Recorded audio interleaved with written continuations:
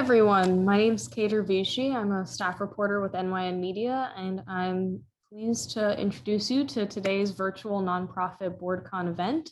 Unfortunately, still doing Zoom events, but very excited to bring exciting group of panelists to discuss effective board management today, along with some other exciting giveaways and other things to look forward to for today. So I'd love to start out also by thanking our sponsors for today's event, GRF CPA Advisors, Citron Cooperman, George Comfort, Locked-In Companies, Markham Accountants, Marks Paneth LLP, Mazers, Roberta Katz Consulting, Your Part-Time Controller LLC, the Irwin Siegel Agency, and NYC Imagine Awards. So one note for today's attendees, which is a little different from some of our virtual events, trying to mimic some of the excitement of our in-person event, is that our sponsors will be sending out an exhibitor packet with different giveaways, think raffle or other sort of goodies to keep in mind that you'll be getting after today's event. And all attendees who've been tuning in are also in the running to receive a $100 DoorDash gift card. And that name will be in a follow-up survey email that you'll get after the event. So please keep an eye on your email to see if you're the lucky winner for the day. And before we transition into our first panel, I'd also like to make sure that all our attendees know about all the different Zoom functions. At the bottom of your screen, there's a Q&A button, and you can submit any questions you might have for the panelists there, and the moderator will take any questions as time permits. And please feel free to upvote any questions you find interesting in the Q&A section. You can also feel free to interact with any of the other attendees for the event through the chat box function, also at the bottom of your screen. Just please make sure to change the drop-down box to make sure your comments are being shared with all attendees and not just the panelists. And also feel free to change your Zoom settings in the top right-hand of the corner if you'd prefer to view the panels that way. And just keep in mind for all our panelists and attendees that I might just be jumping in towards the end of the panels to make sure we stay on schedule. And with that, I'd love to introduce the panelists for our first panel of the day, Board Responsibilities 101. Joining us for this panel are Amy West, Executive Vice President and Chief Financial Officer at AHRC NYC, Nick Brass, Special Projects Manager at Volunteers of America Greater New York, John McIntosh, Partner at Sea Change Capital Partners, Raymond Blake, Director in the Nonprofit Government and Healthcare Group at Marks Paneth LLP, and Mary Antoinetti, Partner at Markham LLP. Thanks, and I'll leave it to you, Amy. Great, thank you so much, and good afternoon, everyone. So we've assembled this amazing panel to discuss the responsibilities of not-for-profit boards. So I'd like to start, if each panelist, starting with John, introduce themselves, and if you could just briefly explain what your interactions are with not-for-profit boards, and also if you could identify one primary responsibility of a not-for-profit board. So John? Great, Amy. Hopefully everybody can hear me. Hi, everybody. Thank you for having me. So I run a small nonprofit in New York called Sea Change Capital Partners, and our mission is to help not-for-profits facing complex challenges. And two of the ways we do that is by helping groups explore mergers and collaborations, and also by lending them money, making loans. And in both cases, at least some members of the board are very involved. So we're almost always having conversations, even if the principal point of contact is the executive director, almost always having conversations with board leadership as well with respect to that. And I guess I would just say two things. I think that for not-for-profits to do well, there needs to be a constructive relationship between the ED and the board, and usually there is, but sometimes there isn't. And if there isn't, I think it's an obligation on both sides to try to fix that. And I think the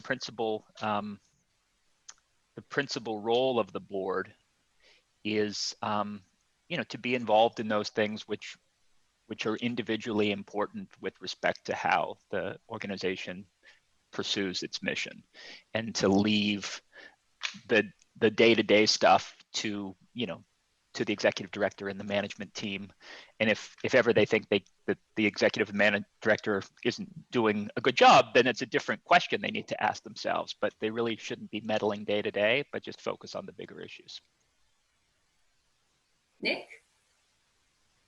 Hi, everyone. My name is Nick Brass. I'm the manager of special projects at Volunteers of America, Greater New York, a human services organization that operates emergency shelters, transitional housing, and permanent supportive housing in New York City, Northern New Jersey, and Westchester. In that role, I manage high priority initiatives with the leadership team. And serving as an advisor to the CEO. I'm relatively new to this position, but some of my responsibilities include planning content for board meetings, creating and reviewing board materials, and planning regular deep dives on subject matters that the board just needs to learn more about. And prior to this, I served as board liaison and special assistant to the chief of staff at Children's Aid, and did a lot of the day-to-day work managing the work streams that reached the board in that role. I think one of the most important responsibilities for the board is thinking about the future, because staff absolutely do think about the future. It's part of strategic planning and it's just part of the day-to-day work, but staff also get so caught up in this emergency that's happening now, this deadline that's next week. And I think it's really helpful to have the board members saying, what about 3 years from now? What about 5 years from now? How do we make sure we're sustainable 10 years from now? And do we have the right programs and the right funding sources to get us to that point? So I think that's one of the really important things that the board members can contribute. Ray? Hi, my name is Raymond Blake. I'm a director with Marks Paneth, LLP, with more than 15 years accounting and auditing experience. I primarily work in the nonprofit group, the nonprofit government and healthcare group at Marks Paneth, serving social services organizations, childcare service organizations, rehabilitation facilities, fundraising and membership organizations, including those requiring single audits in accordance with government audited standards and the uniform guidance. I would say my interaction with boards really as an auditor is to present the results of the audit that we conduct throughout the year. So, we are constantly interacting. I'm constantly interacting with the board at such meetings and just giving them the results of the audit. If there's an executive session of management, we also communicate those results as well. And the next question, as far as one important function of the board, I like to be I'm a practical person, so I would say one important function that I see presently is for board members to approve expenditures outside of the approved budget. And, this is really important, I think, especially in light of COVID, the COVID pandemic, where, the calendar year and the fiscal year budgets would have been adopted prior to COVID. So after COVID, as we all know, a lot of organizations were affected and there were significant expenditures as a result of COVID. So boards becoming more involved in approving such expenditures, I think, is critical for all organizations, just not nonprofits. Okay, great. Mary? Hi, thanks. My name is Mary Antonetti, and I'm a tax partner at Markham LLP. I have about 30 years of experience always in public accounting.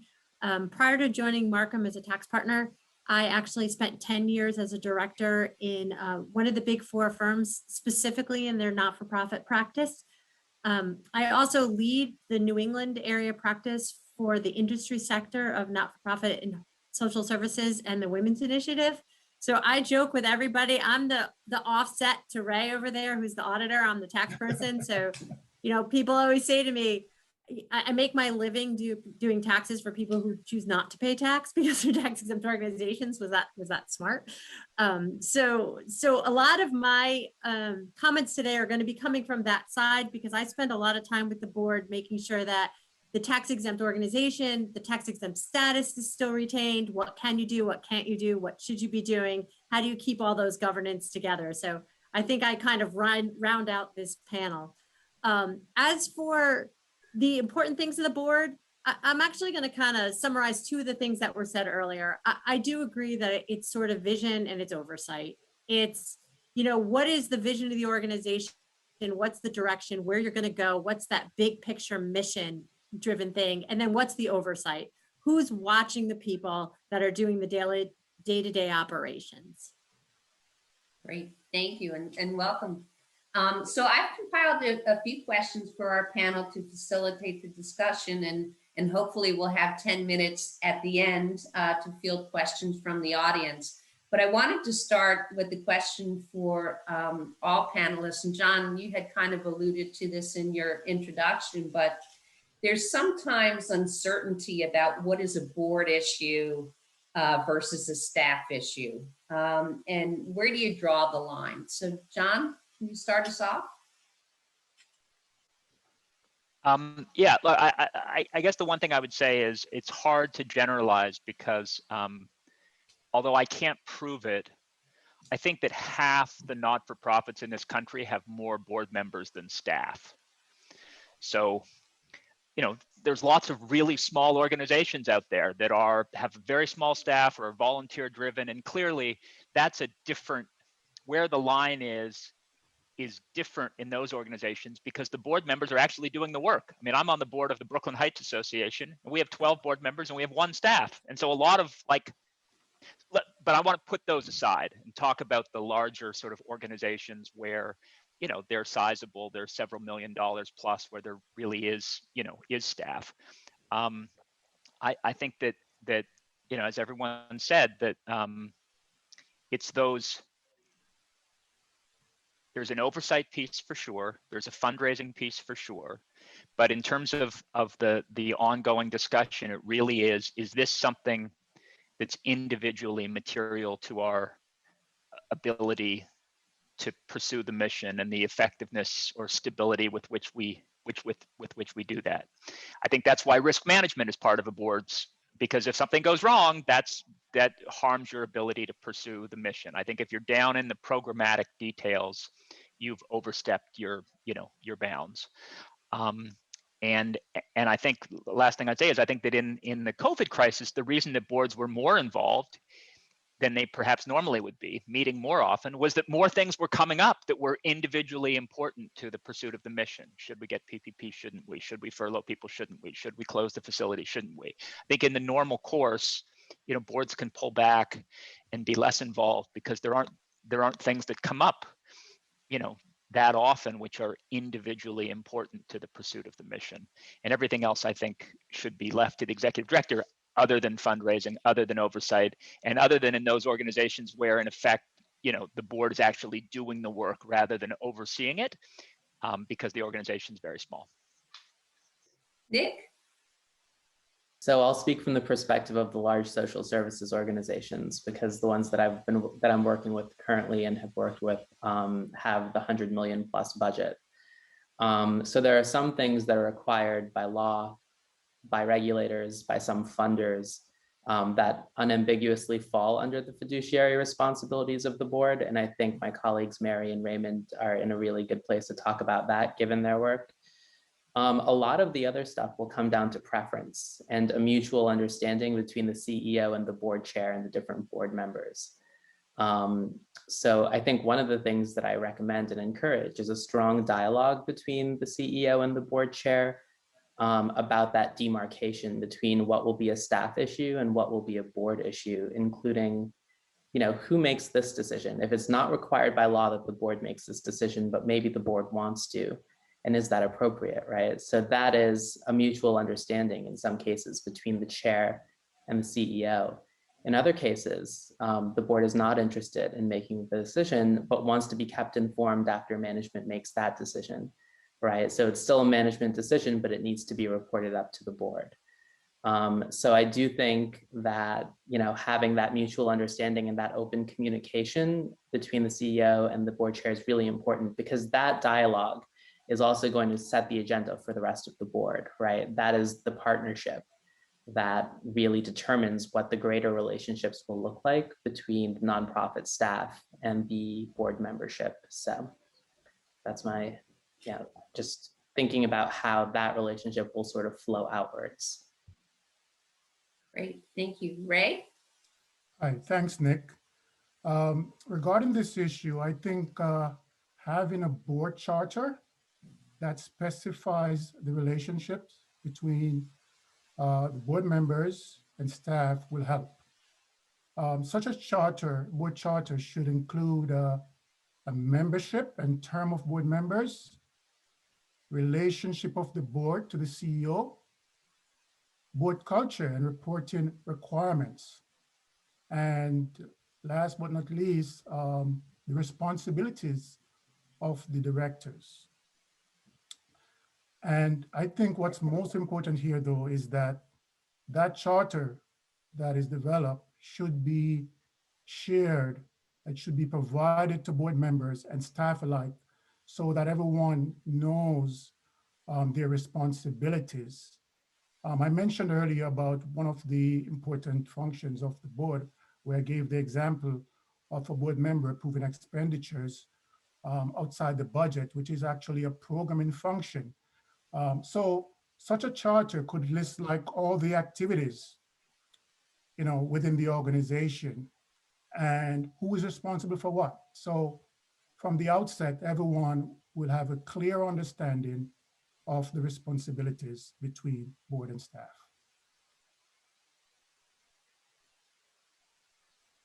And Mary? So I think it's interesting that one thing, it's very easy to say it's a clear-cut explanation, but in practice, I agree, it's very gray. It's not always that easy. I think if you think about it theoretically, the board is supposed to be, the visionary who steers the ship, sets the course, and then the management's supposed to be the doers. They're the ones that are implementing the programs and following the budget that's been approved by the board. But those lines get gray. And in my practice, which has gone from, you could have the large universities or hospital systems that have one type of board, and then you go to the other end of the extreme to the smaller social services organizations that maybe don't have quite as an astute type of board, or they just have a different type of board. And, there's often, there's no right set of answers. I think communication is really the key, though. When you're looking at this, there has to be open lines of communication between the board and between management, because people can't feel, you don't want a board to get so involved in the everyday operations that you're not letting the organization run, because they're supposed to run and you're supposed to be overseeing it. But on the flip side of it, you have to be paying attention. And I'll just, give one example, which I'm sure will come up also times, but in this world with all this COVID-19 stimulus out there, it's sort of the responsibilities of the organizations and the management to look and say, should we apply for a PPP loan? Should we take these credits? But then there's also an oversight and a risk responsibility that the board has to look at. When you look at this compared to our whole organization and what could potentially come out in the public or what we need, the board really has to understand that risk aspect of it and give those final blessings. So there has to be a lot of communication between the two so that they work together to make all these important decisions. Thank you. My next question is for John. And John, what is the biggest challenge that boards face? Yeah, I guess I feel that a board is like a sports team or an orchestra. That look, it's important. It would be great to have better individual players, but a lot of the performance depends on how you're organized, what your board culture is, and what the commitment is. But that's actually more important than or can be more important than who the individuals are. And I think that many boards, particularly those that are struggling, they just don't get the best out of the players they've got. And I think that the biggest challenge is for the board members to remember that, that they have a real duty of care to the organization, and that, individually they have to show up. And you also need, I think, to bring the best out of them, you need a working partnership between the ED and the board chair, and the board chair needs to take, bringing the best out of the board on as a real responsibility, and to commit that sort of time and effort. So I think it's not so much how many board members do we have or who are they individually, but making a commitment to get the best out of the group and recognizing that it really is a group effort. That's what I see. Anyone want to add? Mary? I think on top of that, it's also key about either educating the board as to their responsibilities, or having, if you're going to join a board, to make sure you're educated about your responsibilities. A lot of my interaction with the board comes from presenting the Form 990, and people don't even know what their role is. Like, you hand them the 990. Now, I love 990s. I've been told everyone doesn't want to go through every page of it. But, it's, you hand it to them and they're like, am I supposed to read it? Am I supposed to approve it? What exactly am I supposed to do with it? And I think part of it is really sort of educating board members as to what their responsibilities are, which would just make for a more effective board. Who doesn't want to read every page of the 990? Come on. I think your point is really well taken, and kind of leads me to my next question. Being a board member of a not-for-profit organization is such a huge responsibility. And I'm wondering, Nick, if you could talk a little bit about what sort of things should board members make it their business to learn as early as possible? Sure. So I think, it's important that board members understand how the revenue structures for nonprofits differ from private industry, because so many board members will be coming to a nonprofit board from the private sector. That is often how nonprofit boards meet their give-get, right? They have folks on their board who have been really successful in private industry. But the revenue structure doesn't work the same, right? In private industry, you have all this revenue that you can use the way you see fit. And it creates a little bit of an expectations disconnect when you first step into the nonprofit realm, especially if you haven't been there before. It's important to understand that nonprofit funding sources just break down in different ways. You have your government funding, your individual giving, your major donors, you have foundations, and how they fit together is crucial, right? It's usually, the best analogy is like a puzzle, right? One program might be funded by different funding sources, and that's the fun work that the finance team and the development team and then the external accountants have to all work together to make sure that's all happening correctly. But really understanding the funding sources and the constraints attached to them, the constraints and how you use them, is so important, especially during COVID, because government contracts in particular, there's a lot of talk about it in the nonprofit world and in the human services sector. Government funding, there are delays in registering contracts. There's what's called the indirect cost rate, right? The funding for overhead that's been reduced or cut from on the city level. And board members need to understand this, because this is integral to the financial challenges that organizations face. And boards need to have that realistic expectation about what leadership can accomplish with these constraints and with the challenges sometimes of delayed funding from the government, and sometimes having a liquidity crisis as part of that, right? Having to float what should all these government receivables on your line of credit, your credit card, right? And not having a funding source for that interest, right? This is a key issue that a lot of human services organizations are facing during COVID. And it's really important to educate board members on that so that they understand exactly what the problem is, why it's a challenge to get out, and how to build the solution up from there. Luckily, I think the virtual environment creates more opportunities for education, right? I think just like we're able to have this, large group of people convening right now, and we can talk about this, board members don't have to worry about commuting back and forth to physical sites anymore. It's sort of normalized to have this kind of conversation virtually.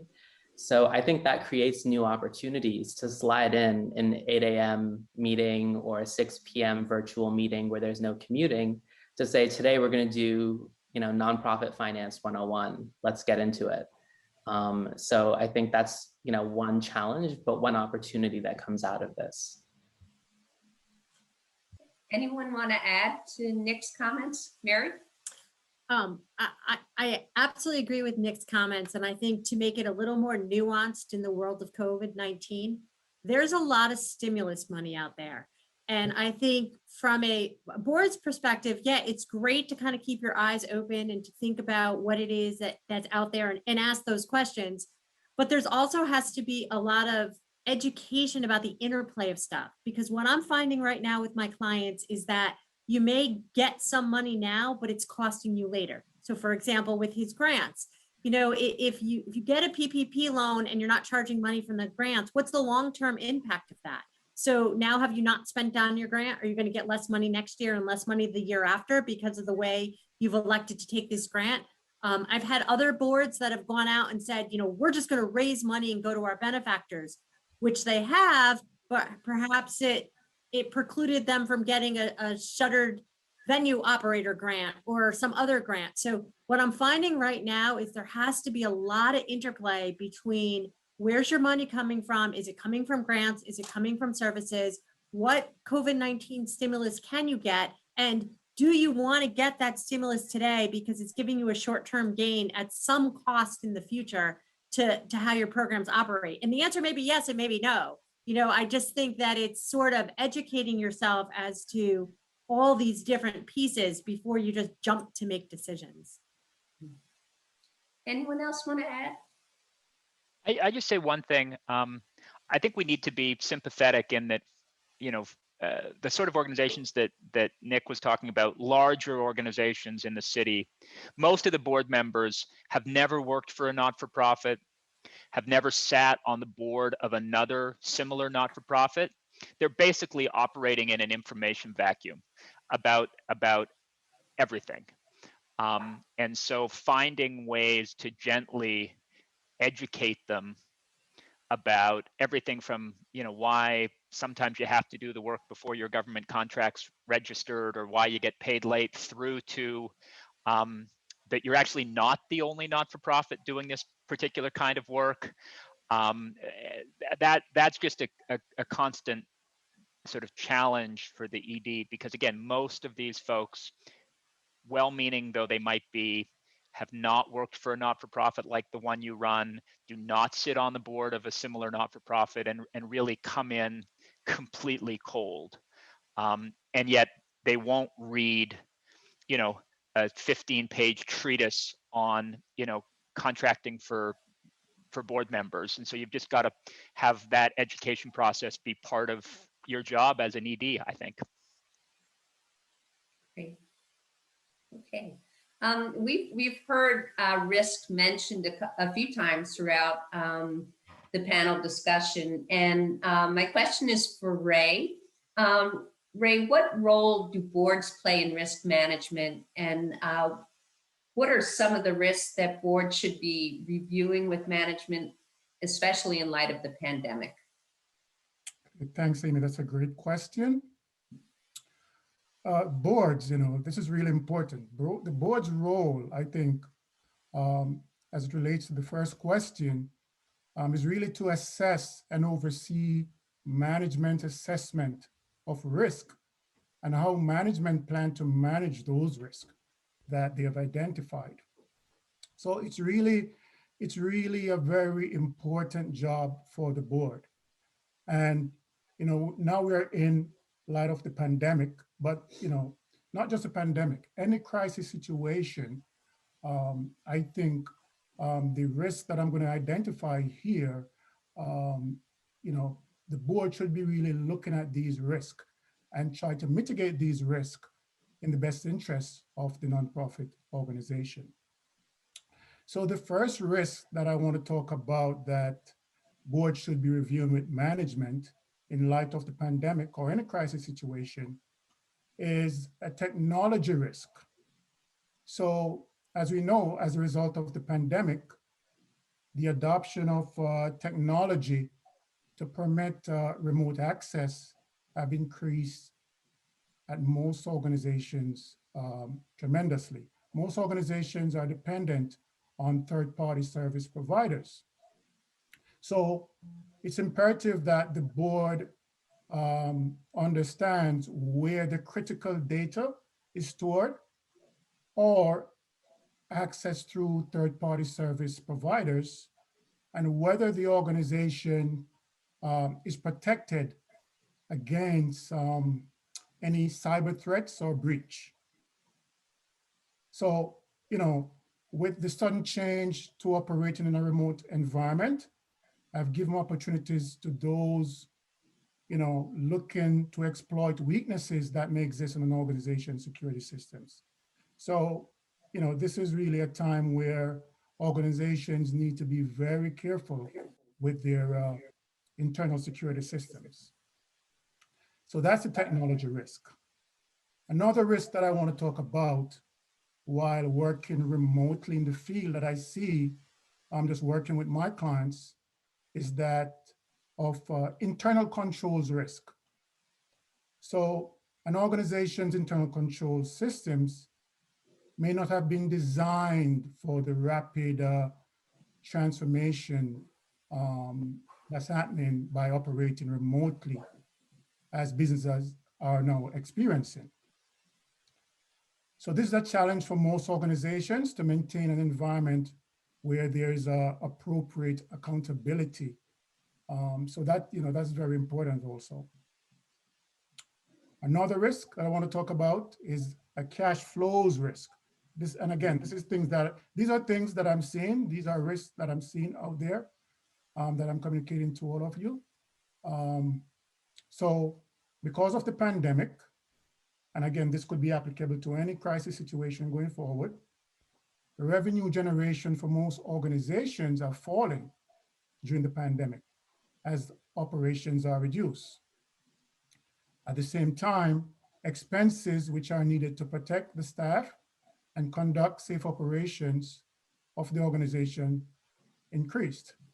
So prioritizing those operations most likely to generate higher cash flows is of paramount importance whenever there's a crisis such as the pandemic.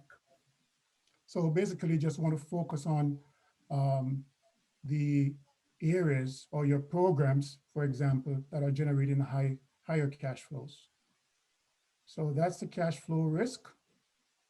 Another risk that I want to talk about is a business continuity or a contingency risk. So, an organization existing business continuity plans, it really needs to be reassessed on a periodic basis and be adopted based on the speed at which the change is occurring owing to the pandemic. So things are happening at such a rapid pace. So the board should be continually just looking at the existing business continuity plans, including succession planning, which will lead me to the next risk, which is the risk of human capital. As you know, the pandemic, a lot of staff, they get sick. A lot of staff with key roles within the organizations, may be affected. So succession planning becomes really important for the organization. And, staff may not want to go back to work. I mean, I'm talking to my fellow staff members and my friends, there's no way they want to go back to the office working 5 days a week, traveling, putting themselves at risk. So, human capital becomes, really important. And the fact that, we have been through a difficult time, the stock markets have fallen, people's savings are pretty much wiped away, and, everyone's a little bit down. So losing people, losing human capital, that is a risk within itself. Another risk that I want to talk about is whenever you have a crisis situation, such as the pandemic, if you're dependent on suppliers, if your organization is dependent on suppliers may be affected due to the closing of borders, etc. So the board needs to know if the organization has been in contact with its suppliers. And if the suppliers are affected, then the organization should have identified alternatives to keep the organization's operations going. So those are just some of the risks. I'm sure there's a lot more, but those are just some of the risks that I want to highlight in the time that I have. And actually, Mary, I'm wondering just kind of along the lines of risk, with the changes going on in the past year, many organizations may seek assistance from organizations related to members of the board. What concerns should we have about these related party relationships?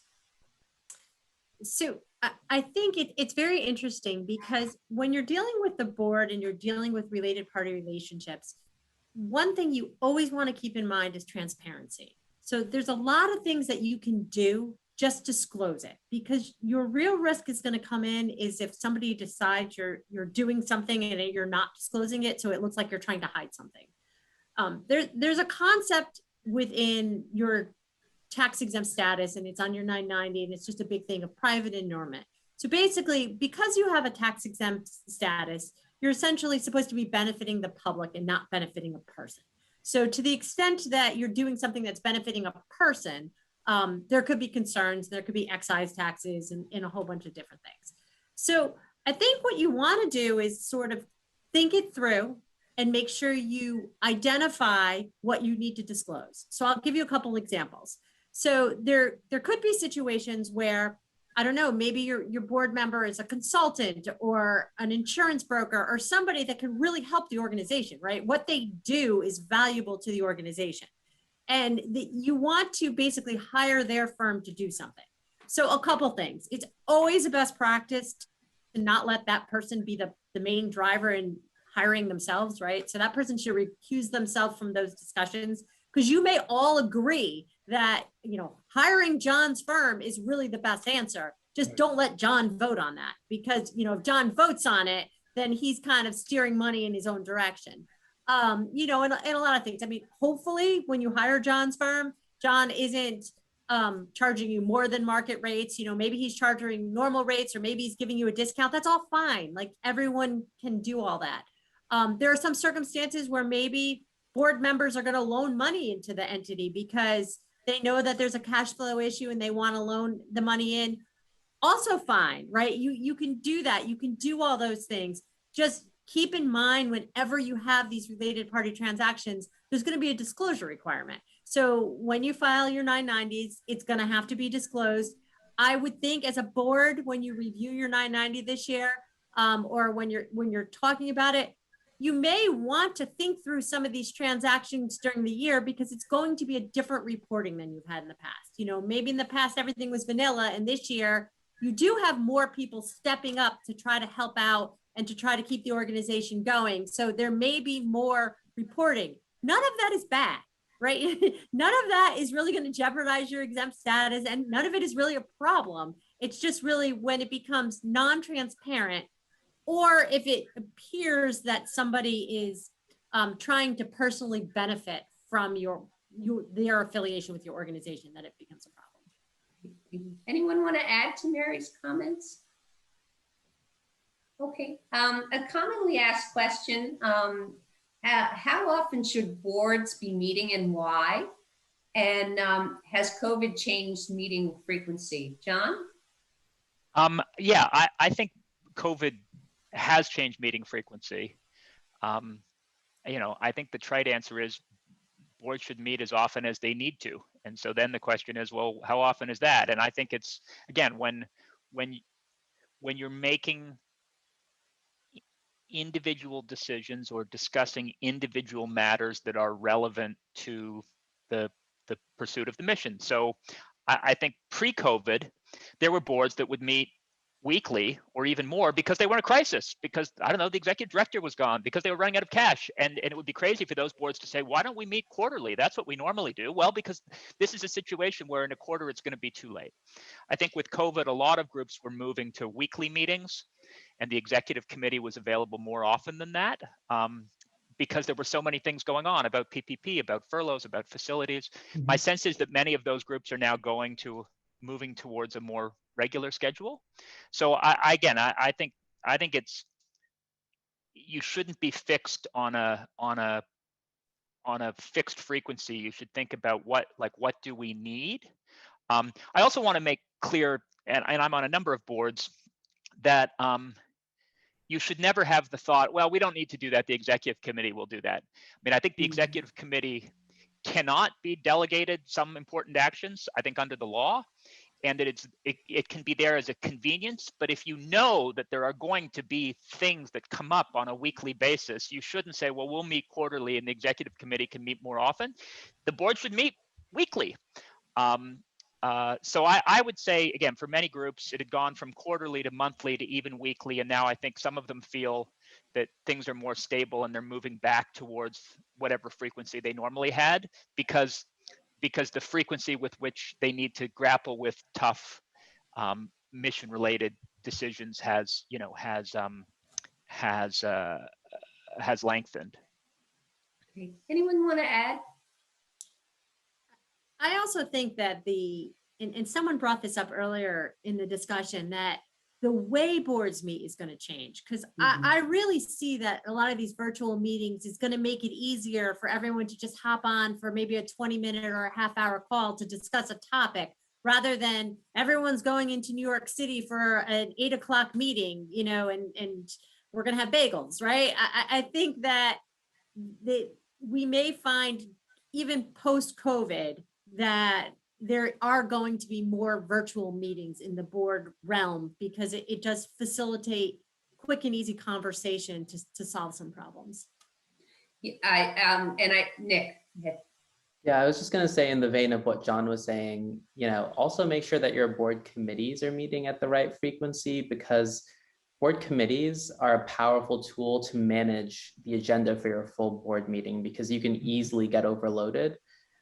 If you have an hour or an hour and a half at your board meeting, you can easily fill that with all sorts of things. But it's really important to make sure that some of the initial conversation, some of the initial deliberation is hashed out at the committee level, because there are so many work streams coming into the main board meeting that having those committees taking off, we'll handle the risk management in this committee, and we'll look at the budget more carefully in this committee, and we'll report up the highlights to the full board. That's such a powerful tool for managing the agenda at a full board meeting.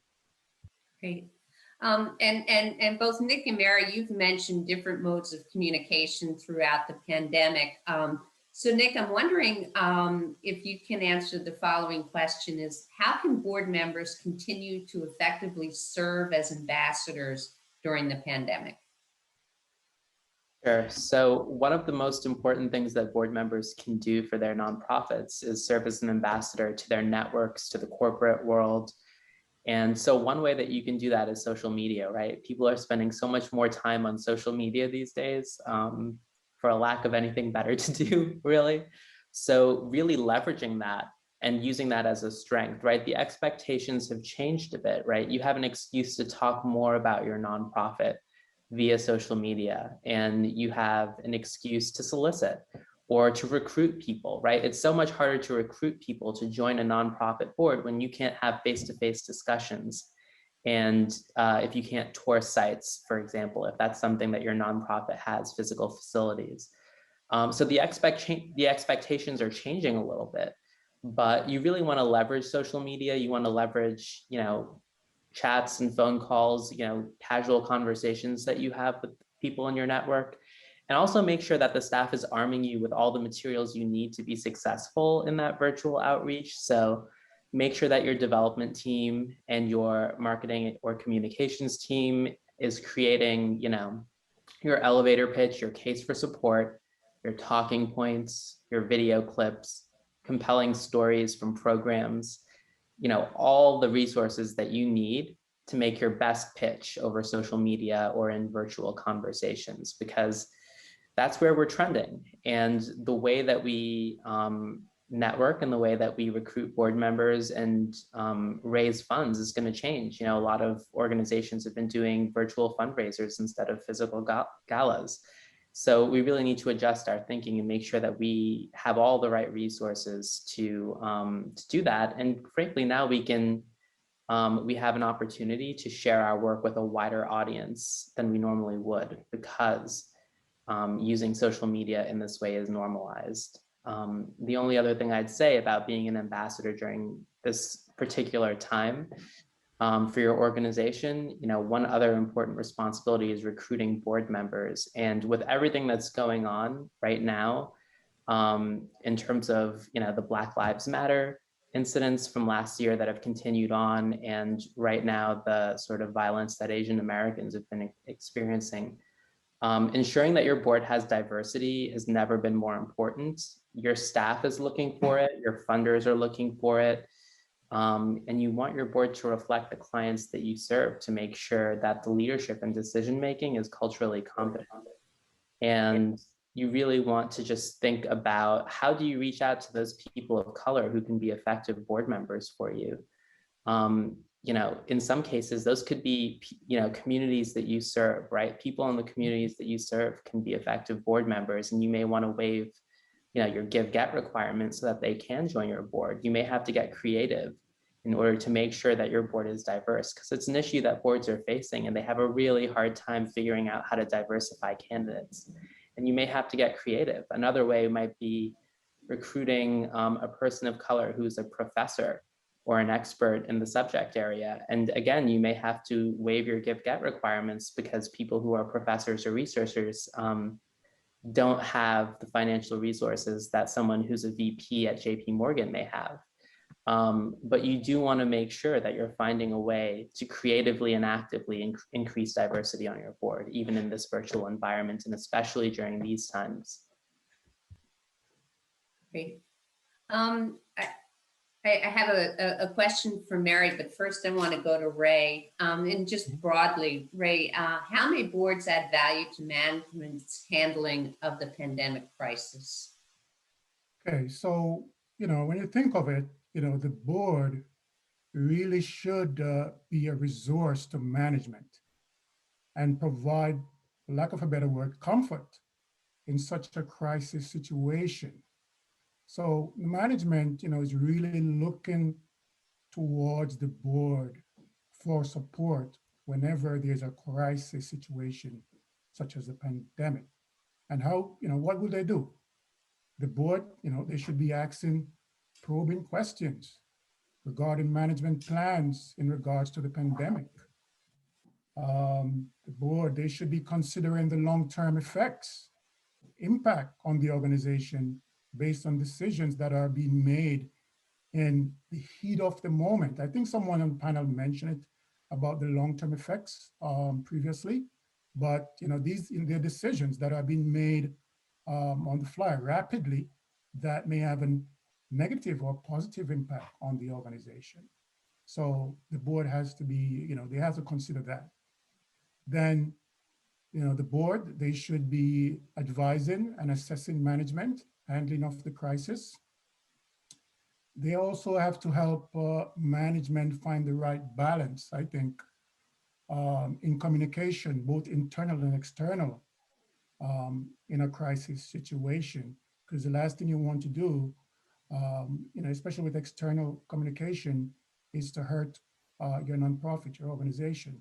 So they have to be, very careful about the communication that is both internal, the lines of communication, internal and external, and who is responsible for what.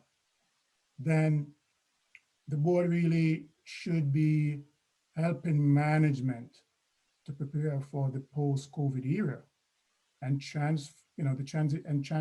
transition back to the new normal. So, the pandemic is bad, but at the same time, it has been some positives in a way that there are lessons learned. Most organizations now, they do have a crisis management plan of some sorts. And, in that plan, based on the lessons learned during this pandemic, they will know how to react when the next crisis situation comes about. employing some of the best practices that they have learned during the pandemic. So again, this is another important area that the board should be focusing on and working with management on. Anything to add to Ray's comments? So we've talked a little bit about risk, and we've talked about new modes of fundraising. So Mary, as a board member, you may be thinking of creative ways to raise funds for your organization. And what do you need to be aware of so as not to jeopardize your exempt status? So this is a question that I get a lot. I got it a lot pre-COVID. I get it a lot now. So I just kind of want to give you a little bit of oversight into it. So first of all, what you can do partly is in line with what you told the IRS you were going to do. What's the mission of your organization? Like, what are you supposed to do? So, your friend may be on a board that does one type of activity, and if you're supposed to help children and they're supposed to help pets, then what you can do is not the same because you don't have the same mission. So part of it is about knowing what you're making sure you understand your mission and how we could take whatever activity you're going to have and fit it into your mission. The second piece of it is just keeping in mind of unrelated business income. So unrelated business income is an activity that's regularly carried on. It's trade or business that's not substantially related to your exempt purpose. I know it's a lot of big words, but basically what unrelated business income it does is it creates a tax liability. Now, I want to make this really clear. You may have an activity that you think is great and is going to economically impact your organization and is going to raise money for your organization, and it may be unrelated business income. You don't have to not do it because it's unrelated business income. You have to understand what the implications are for unrelated business income and pay the necessary tax, but you may still economically be ahead.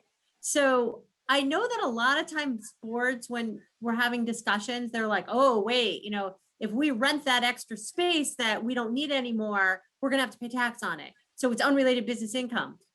Unless unrelated business income gets to a size that it's substantial and it basically, becomes such a large percentage of your income that it's what you're supposed to be doing as a mission-driven organization is no longer there. I wouldn't worry about it. Honestly, I never advise people to not do an activity because it's unrelated business income. What I advise them to do is to understand it's unrelated business income. And if it is, do it and pay tax on it. So what I've seen is, some creative things like there were early on in the pandemic, there was a twofold thing, right? Universities didn't have anybody on campus, and rental agencies like enterprise car rental agencies had nowhere to put their cars because nobody was renting cars anymore because everybody was at home. So, there was an interplay, and a lot of universities rented out their lots to the car agencies so that there was some place to keep their cars. Right. That's fine, right? It may or may not cause unrelated business income, but it was a revenue stream. I have a local foundation that it's a 501c3. It's a not-for-profit. They do a lot of good work in the children with disability space and even some with animals. And they have another part of it that does like food insecurity and stuff. And, they realized that they had a parcel of land, and could they rent like those big movie screens and almost set up drive-in movie theaters so that people in the town could go there and watch the movies. And you know what, in that case, we were able to get it under their mission because in looking at their mission and looking how they serve the community in this area, right, in this environment where you have people stuck in their houses and you want to help people in the community, it was a way to do it. So, in this way, totally out of the box, right? They don't run a drive-in movie theater and could that cause tax consequences down the road? Maybe, but, I think don't be afraid to be creative. Don't be afraid to think about different revenue streams. And then I do suggest you talk, like a board member should talk to management or should talk to different advisors out there to see if there's consequences, but don't be afraid of the consequences either. As I said, a lot of this is about disclosure. If you're disclosing what you're doing and you're paying the necessary taxes, that's all fine. Another revenue stream that I do warn people about, well, I don't want to warn people about, but I want people to be aware of, is a lot of people early on in this pandemic were raising money for the pandemic, right? We're going to raise money for COVID-19. We're going to raise money to give food to people who are in need because of COVID-19. Really be careful. Make sure somebody is really paying attention to what you're telling donors you're raising money for. Because what could happen is you raise lots of money to help people for food insecurity during these times. You know, they've lost their jobs, you're going to give them food. Well, what happens when the times go away and you have all this money that you didn't actually spend on food insecurity? Do you have to give it back to your donors? What do you do with it? So I think always be careful I know people have great ideas and they want to do things, but be transparent in what you're doing and also be transparent in how you're marketing it.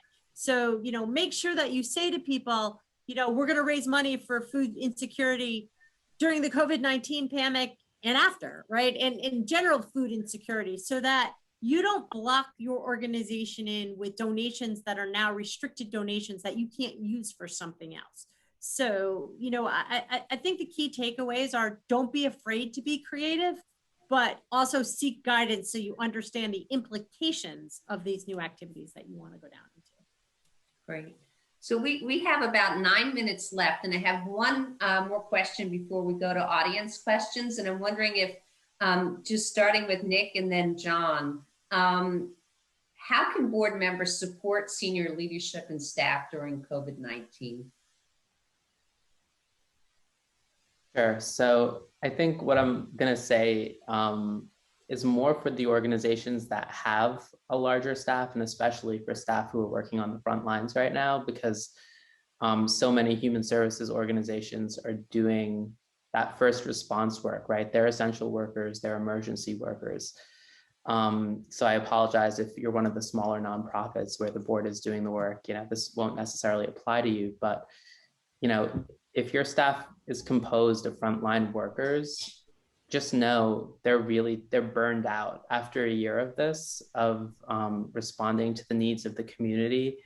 And you know, they do it because there's a sense of purpose and they love doing it and they want to give back, but they're tired. You know, that's what I've been hearing from, you know, staff members at VOA, is that it's a strain emotionally to do this work. It's incredibly important, but it's incredibly difficult. So, you know, I would just remind board members that words of affirmation, really spending some time with the senior leadership and with the staff and thanking them and acknowledging their work means the world to them right now, because they could use that lift. So, you know, I would just keep that in mind. VOA later today, we're hosting a webinar with a few of our board members and our staff to say thank you. And one of our board members is a person of color who had COVID. And he's going to spend some time during that webinar encouraging our staff to get vaccinated. And that's really important. 70% of our staff, of our frontline workers, are people of color. And a lot of them are afraid of taking the vaccine based on the surveying that we've done. And that's in line with what we're seeing throughout the city. So to have a board member who's a person of color who survived COVID saying, look, I know you're scared, but the alternative is so much scarier. Let me tell you what that was like. That's powerful. And so just thinking about ways that you can support, encourage staff, but also thinking about, you know, making sure that staff are protected and protecting our clients during this time is really important. Thank you. Great. John, anything to add to that? I think following up on that, I think that the world is more unequal than it's ever been. I think this crisis has hit different communities in very different ways. And so I think, you know, to Nick's point, particularly board members who do inessential jobs and have been able to do them remotely, just recognize that just how hard this has been on many nonprofit staff, and how whatever the organization does, most likely it's more vital now than it's ever been. And so I think that sort of empathy affirmation.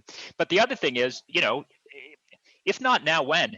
If you're not a great board member, like, this is the time to kick it into gear, because you don't want staff to feel, Jesus, I'm busting my rear end, and Nick still doesn't read the board pack. And I certainly argued in a Forbes article that people thought was a joke, but I was deadly serious, that that, you know, for a sort of bad directors anonymous group modeled off AA, you know, if you look in the mirror and you say, look, let's be honest, I'm a bad director. Like, I didn't read the stuff. People said things I didn't understand, and I didn't say anything. I haven't visited our program's site in years. I don't give what perhaps I could. Like, now's the moment to kick it into gear. This is when your nonprofit needs you. And if you can't kick it into gear now, then just recognize that you're going to be a permanently bad director, and have the good grace to resign. So I think, in addition to empathy, like, come on, this is when your nonprofit and its leadership and its staff need you to be your higher self. And if you can do that, great. And if you can't, just resign and let someone better take your place. Mary, is your hand up? It is, and just to kind of capitalize on what John said, and I've presented in front of a lot of boards, and some of my most engaged boards and best boards were not necessarily the people that were the most educated or the most, you know, were professional people. They were just people who were engaged. They were people who genuinely cared about the mission of the organization, and they wanted it to be better. So they were willing to ask those questions, and they were willing to challenge you and make you say, what about this? What about this? What about this? And get advice. So don't be afraid if maybe you're on the board and, you know, there's a president of some big institution or a bank or somebody with you. That doesn't mean your questions or your input are any less valid. You know, so don't be afraid to be engaged, because I think that's what's going to make the board better, and that's what's going to advance the mission of the organizations. Great. So in the Q&A, there have been many requests for examples, templates of charters, etc. So I think that many of the panelists have given their contact information, and I will too. So if you want, more than happy to provide sample charters and templates. A couple of the other questions. Do any of the panelists have any recommendations for professional development resources for board members who have no experience with board management?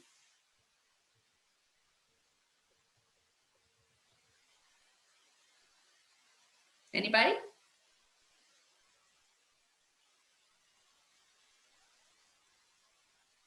That's a tricky one, because I've always done board education as part of, you know, like, we've assisted boards in educating their boards. So I know that I've gone out and done things like that, but offhand, I'm not sure of any organizations that do it. I do know that BoardSource has some stuff. BoardSource, right? BoardSource, yeah, that's what I was going to suggest. Okay, yeah. and then we are quickly running out of time, but the last question, are there any techniques on how to encourage communication between the board and the organization?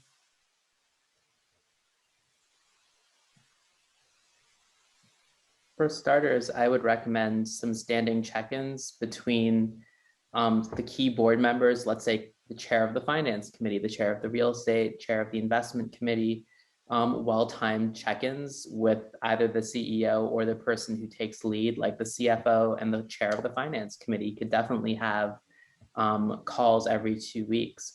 And I think the level of interaction between board and staff sometimes will depend on the CEO's preference or the folks who report to the board. Sometimes the CFO and the COO report directly to the board, and they also have a preference. They sometimes prefer to be gatekeepers, but sometimes they want open communication. So I think just being sensitive to the culture and what those folks who report to the board prefer. Sometimes they want to vet the information to make sure it's accurate before it reaches the board, and that's completely understandable because you don't want misunderstandings. But I think, you know, really it starts with those people, those staff members who report directly to the board or have that close relationship. They set the tone for communication throughout. Great. Well, we are out of time, but I want to thank the panelists. Thank you so much. It was a great conversation, and thanks to all our audience for listening. And wishing everyone the next 2 sessions have great sessions. Thank you, everybody. Thanks. Thank you to our first group of panelists. Yeah, I appreciate you guys kicking off BoardCon on a fantastic start. Thank you to attendees for being so active and submitting questions. Please feel free to continue using the Q&A box at the bottom of your screen going into the next panel. And please feel free to continue using the chat function as well. Just please make sure you mark it so it's getting sent to all attendees and not just the panelists. Just for anyone who might have missed this message at the start of the event, keep in mind that all attendees who have tuned in are eligible to possibly receive a $100 DoorDash gift card. So keep your eyes on that in a follow-up email that'll be sent after the event. That email will also likely include, several contact information for several of the panelists that have spoken today. So if there's anyone you want to connect with after the event, that will have some information for you to connect with them. And I'd like to thank again our sponsors, GRF CPA Advisors, Citron Cooperman, George Comfort, Lockton Companies, Markham Accountants, Marks Paneth LLP, Mazers, Roberta Katz Consulting, Your Part-Time Controller LLC, the Irwin Siegel Agency, and NYC Imagine Awards. With that, we're going to transition into our second panel of the day, Board Governance, Risk, and Compliance. So joining us for the second panel of the day are Jeremy Cahoban, President and CEO of the Children's Village, Michelle Yancey, Executive Director of Good Shepherd Services, Karin Kunstler Goldman, Deputy Bureau Chief at the New York State Attorney General's Charities Bureau, Melissa Musser, Risk and Advisory Services Principal at GRF CPA and Advisors, Keith Mulville, Vice President at Lockton Companies, and John Eusenio, Partner and Not-for-Profit Practice Leader at Citron Cooperman. With that, I'll leave it to you, Jeremy. Thanks, Kay. Good afternoon, everyone. We are shifting from Board Responsibilities 101 to Governance and Risk and Compliance. I know the last panel kind of touched a little bit on our turf and probably prepared the ground for us. So let's start with a few more introductions. Karin Kunstler Goldman, if you would tell us a little bit more about your position and what brings you to this panel and your unique contribution today.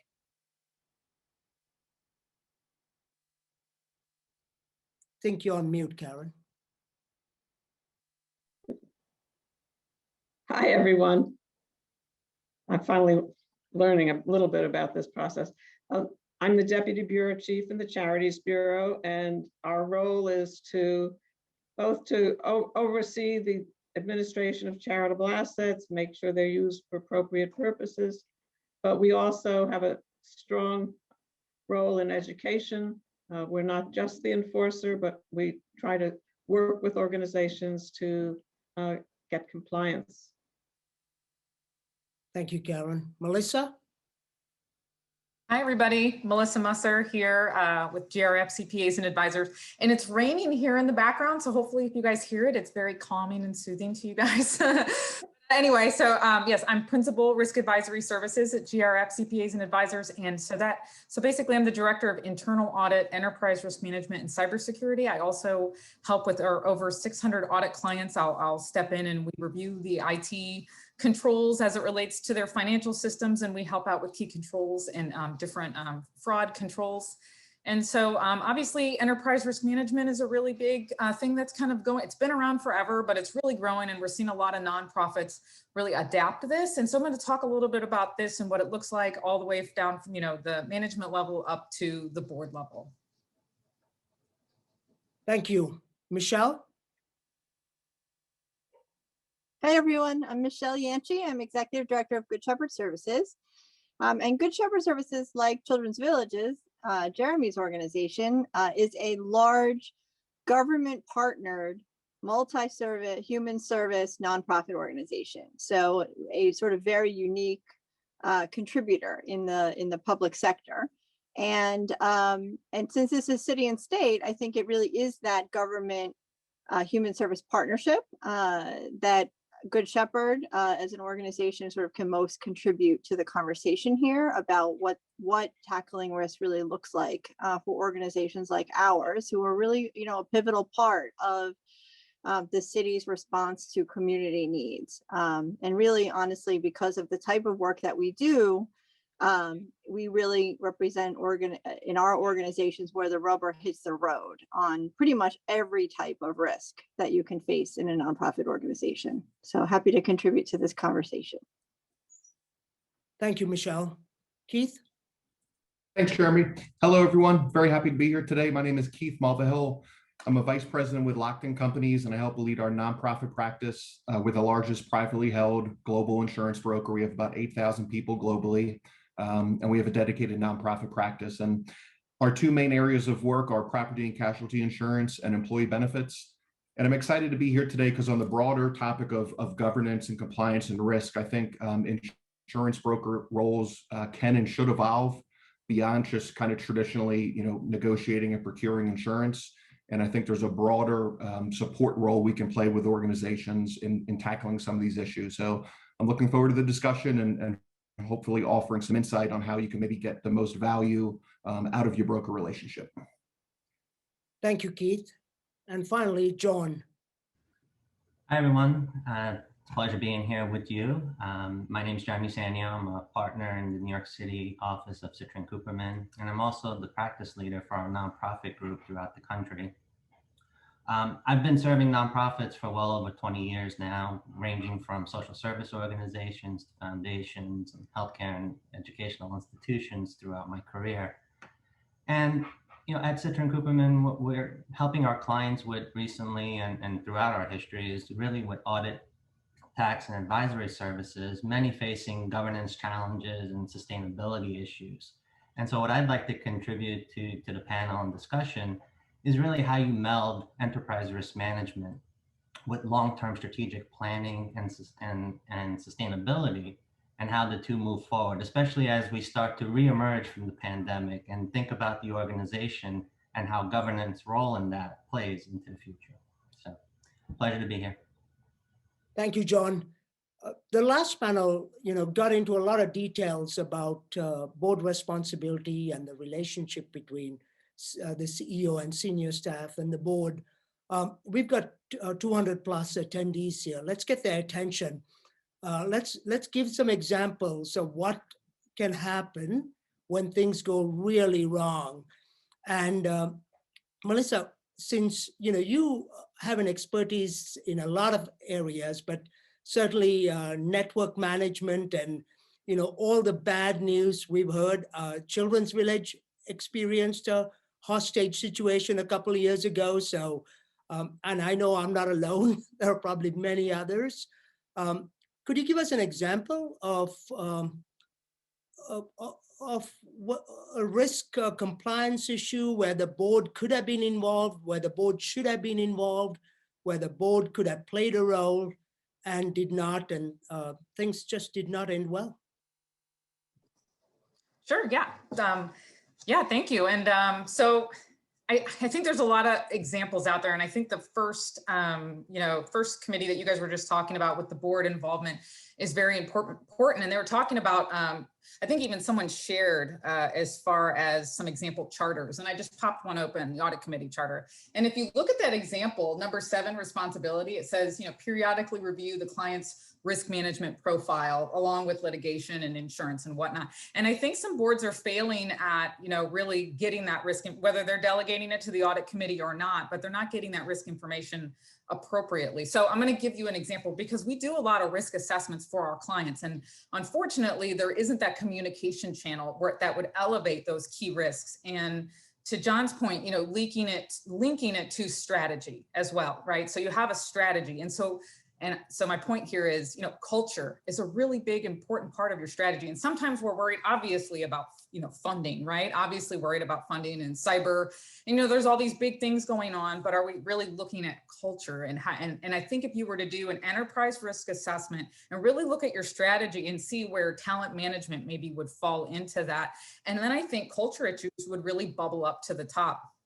And we had done a risk assessment for an organization, and we were, we interviewed people, we did surveys, and culture was blaring. But unfortunately, they didn't have a good communication channel up to the board. And I don't know that the board was properly informed because they didn't have formal enterprise risk management in place, to which there was maybe a management level risk council, and there was some consensus on what gets to go up to the board. It was really owned by one individual that may have had a reason to want to hide that from the board, if you're getting what I'm saying. So like, you really need to get a risk management council involved at the management level to kind of avoid some of these things, because when you get into cultural issues or different things of that nature, which could be a huge reputation risk.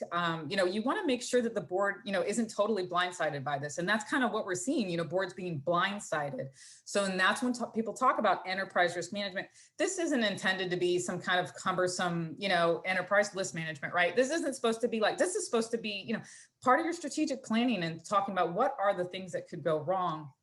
So for example, if turnover started to occur, you would have maybe some risk threshold to which it would go to the board. I mean, really all they had to do is look at the Glassdoor reviews and they would have noticed that anyway, but there should have been something that would have triggered that communication to the board level. And it's hard for me to believe that any organization's strategy wouldn't have culture tied to it somehow or some way. So I think to me, that is just, it's an example, because I've also seen organizations not take privacy seriously, cybersecurity. So I'm not just focusing on culture, because every organization has a blind spot. But when you do enterprise risk management and you look at it through the lens of your strategy, I think that's really going to help you figure out what needs communicated at the board level. And then you want to make sure that there is sufficient communication in the minutes of your board as well on those top risks. Nothing too detailed, but you do need to have those conversations, and they need to be documented. Thank you, Melissa. Thank you for lifting up culture, right? So the adage, culture eats strategy for breakfast, right, or lunch. So true. Yes. We'll come back to that. I think we need to. Keith, we, Children's Village, full disclosure, we work with Lockton, and it's been a great experience. Tell us, give us an example, and also touch on what you mentioned in your introduction, this idea of the positive and pragmatic role that you can play in helping organizations like us manage risk. Yeah, thanks, Jeremy. And Melissa, I think you made a lot of really good points there, and a lot of things that we see, through our lens too. So things that worry me is in an organization, if one person controls the risk, that's worrisome to us. And also, if we have no interaction with the board, that probably isn't ideal. And it's walking that fine line between, you don't want the board micromanaging, but you don't want them totally isolated.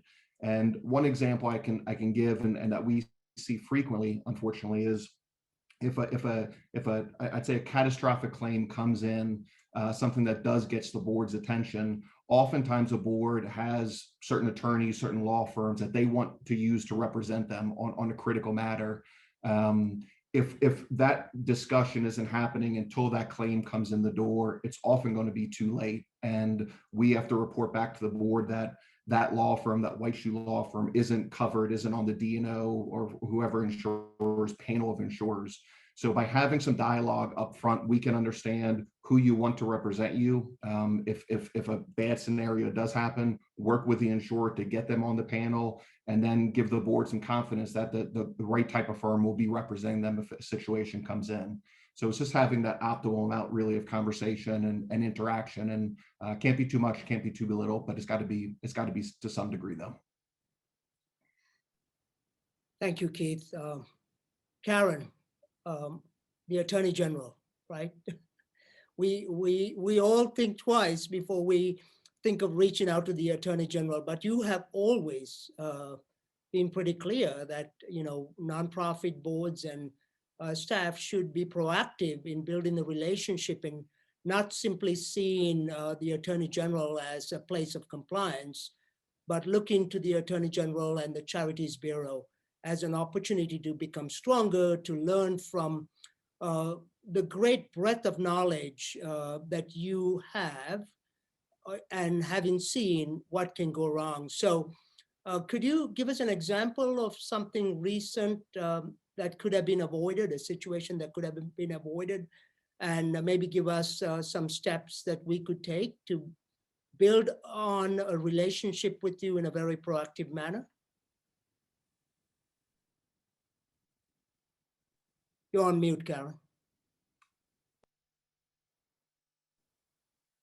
You can't teach an old dog new tricks. I've only been in the office for 39 years, so I've had a little bit of a chance to see a lot of different activities by charities. And what you see in the newspaper, they're really bad things that happen. But sometimes bad things happen to good people that it's not their fault. And one of those things is embezzlement. Everybody is subject to embezzlement. It doesn't matter if it's a small organization, a big organization, who it is. And we found out about an organization, a cancer research organization, that was founded by a man in memory of his wife who died of cancer. He ran a business and he had a long-serving secretary, and he decided that she would be the one responsible for taking the money in and writing the checks. And one day he came into his office and he said, the board met last night and we'd identified this wonderful organization. I'd like you to write a check out for so many thousands of dollars. And she said, well, we don't have that much in the bank. And he said, what do you mean we don't have that much in the bank? We have plenty in the bank. Well, you know what happened. It turned out that she was embezzling a considerable amount of money. What he did, the first thing he did was to fire her. The second thing he did was to report this to the law enforcement authorities. And the third thing he did was contact the Attorney General's office. And many people who go through an experience like this say, oh no, we can't tell anyone, we can't, it'll ruin our organization. Let's not tell the other board members, let's not tell the staff, we'll just go on and hope that no one finds out. Well, I'm sure there are times when no one finds out, but it's better for the organization and for the people who are running it to come to us. And they did. They came to us, and it turned out that, you know, this good-hearted man who was doing this for a very good reason had organized this foundation, but forgot to institute internal controls.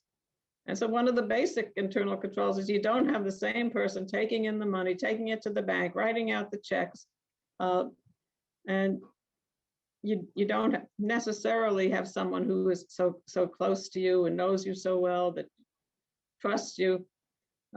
So we worked with this organization. We ended up having an agreement with it. First of all, they hired an executive director. They diversified the responsibilities. When they told donors what had happened, because they had some major donors. The board members made the organization whole, and fortunately they were in a position to do this. And the organization is now flourishing, and it's a good organization. All that because it came to us rather than hiding it and getting into the problem of having major donors who aren't going to find out about what happened, fudging financial reports. And so we welcome people to come in, even if they have problems. Some people don't believe us, but there are more stories like this one that I could tell you. And our door is open, and better you call us than we call you. Okay, that's a message that all nonprofits want to listen to carefully, right? Better we call than the Charities Bureau calling us. So thank you for that reminder, Karin. We want to return to the conversation of checks and balances. I think that ties in with culture and with insurance, and there are probably takeaways that we need to highlight before this session is done. John, an example that would bring us to the edge of our seats, maybe? Well, I steered away from fraud and embezzlement because I knew I was going after Karin. So I tried to think of something from an enterprise risk management role that didn't involve fraud. And one of those areas really dealt with change management. And, I was working with a nonprofit, and it's an established nonprofit. It was, a smaller nonprofit, but working steadily, streaming, moving along year after year. And there was a good relationship between the board and the executive director and management overall. But the board kind of got complacent. And with that complacency and reliance on the executive director and management came a sense of false expectations, I think. And so when the executive director decided to leave at that point, things started to surface. Certain things such as taxes weren't filed timely, certain reports that were supposed to be provided to grantors were not submitted or timely sent in. Nothing malicious in its intent. They focused more on programmatic mission and cause, but some of the internal controls and bookkeeping got loose. And so this started to unravel more and more as the search continued for a new executive director. And so you start to think about change management and how is change management effectuated? How do you plan for long-stream sustainability, not just for the organization, but for management and its turnover and the ability to continue, God forbid something happens to key personnel. And, and that also brings a certain amount of angst to board members, right? The board now needs to take ownership of, well, where were they when certain financial penalties start to come about, whether it's from the IRS or from others, that filings weren't done timely. And I think that starts to raise additional concerns and angst within the organization about what else is missing that we just don't know at this point. So again, the story really was not meant to scare or cause expectations of false hope, but really more to stay vigilant. You can't get complacent. As auditors, we're often told you need to have a questioning mind. Well, the same goes for boards. They need to be able to have expectations, hold people accountable, especially management, for what they're doing, and understand the risks that an organization faces and plan for them accordingly. So that's my story. And I'm sure if it was riveting enough for Jeremy's take, but we can try and find more as we move forward. I'm sure Michelle will have a nice one. Well, we saved Michelle for last, and you set her up quite well because Michelle became the executive director of Good Shepherd Services last year. And, she's been part of a change management strategy. Michelle, Children's Village and Good Shepherd, we are very similar. We try to address politically and socially unpalatable issues, often intractable, right? Issues tied deeply to our history around race and social injustice in the United States. Huge reputation risk. I remember when we were planning for this conversation, you mentioned that, the work we do, if we don't do it, very few would want to step into this work. There is nothing attractive about the risk we take. How do you, give us, if you can, give us an example. I certainly have many, but give us a Good Shepherd example of where, you saw real risk or where risk was mishandled and could have been done better. And talk to us about how you bring your board into that relationship, especially as a new CEO. Well, you mentioned just becoming executive director last year. If you do the math, that means right before the pandemic hit. And Fortunately, a big piece of the work that I had done in my prior role at Good Shepherd as Associate Executive Director was risk management, and having had a lot of conversations in the interview process with the board about risk management. And so really that's the overarching theme here. It's really being clear and honest about risk, and keeping the focus on risk and the activities of risk management front and center. That is really a central part of the work if you are an executive director, really of any organization, but certainly of government partnered human service nonprofits like ours. And as you mentioned, we are often dealing with some of the greatest challenges because our mission as organizations is really to serve the hardest to serve, to really essentially in some ways we are correcting for market failure, right? We're addressing inefficiencies in the quote unquote free market distribution of resources, which means that we're getting some of the biggest challenges that need to be addressed, and government is working in collaboration with us to address it. Really, Karin framed it so perfectly. It really is,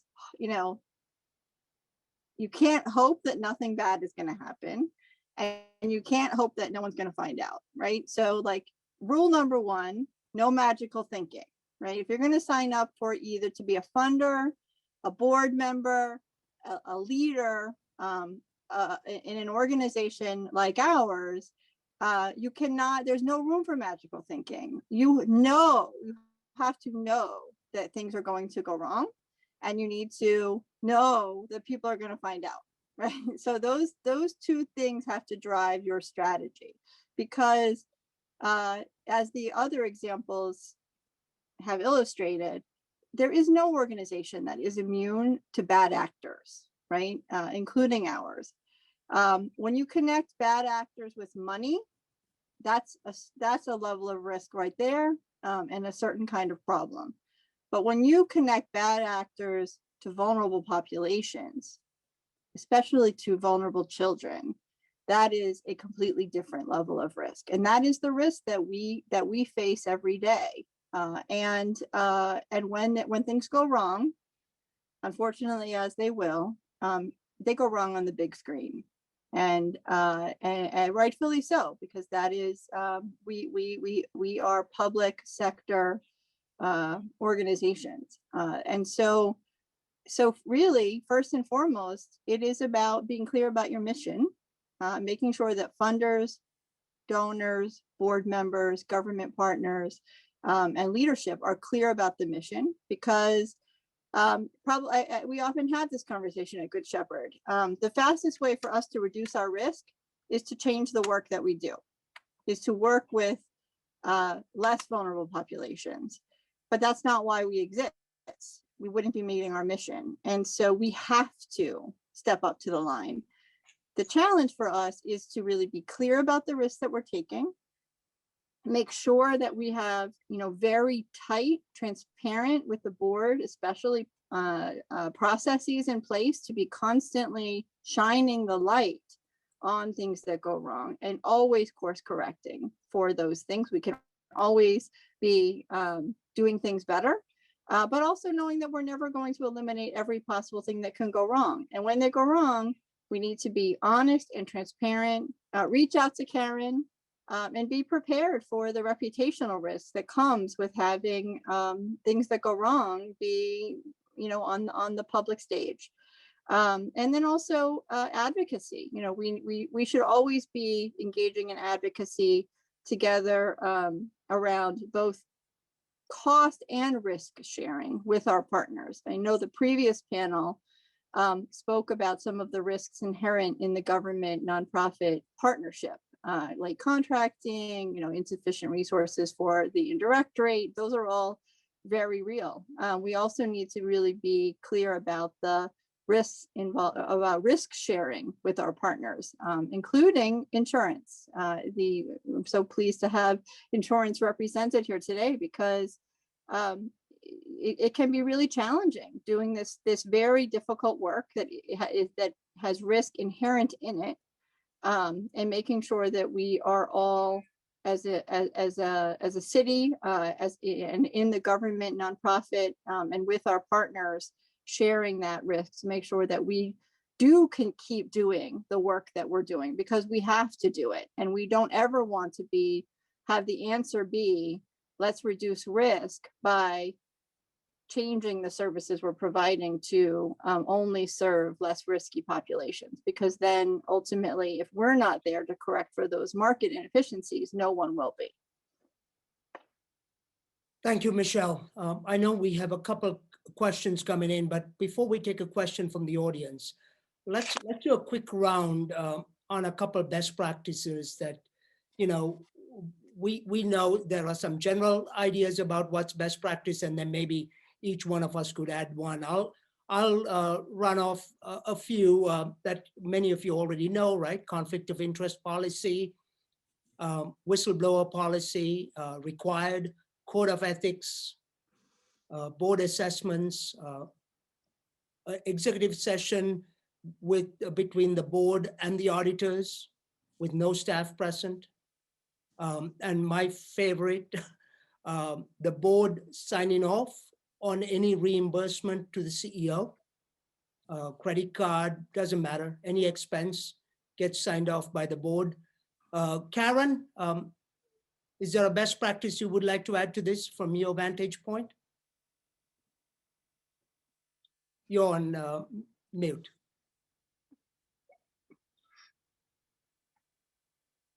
Okay, 3 strikes, I'm out. I have to correct Jeremy. I'm sorry to say, but please do. Conflict of interest, whistleblower policies, they are best practices, but it's also the law. Yep. Everybody has to have a conflict of interest policy. Larger organizations have to have a whistleblower policy. But some of the things that I see that I know is on the list of best practices, but a lot of organizations don't follow this.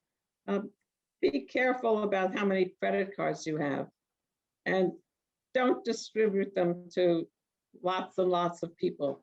That's just asking for trouble. We've seen so many cases where people use their office credit card for personal expenses.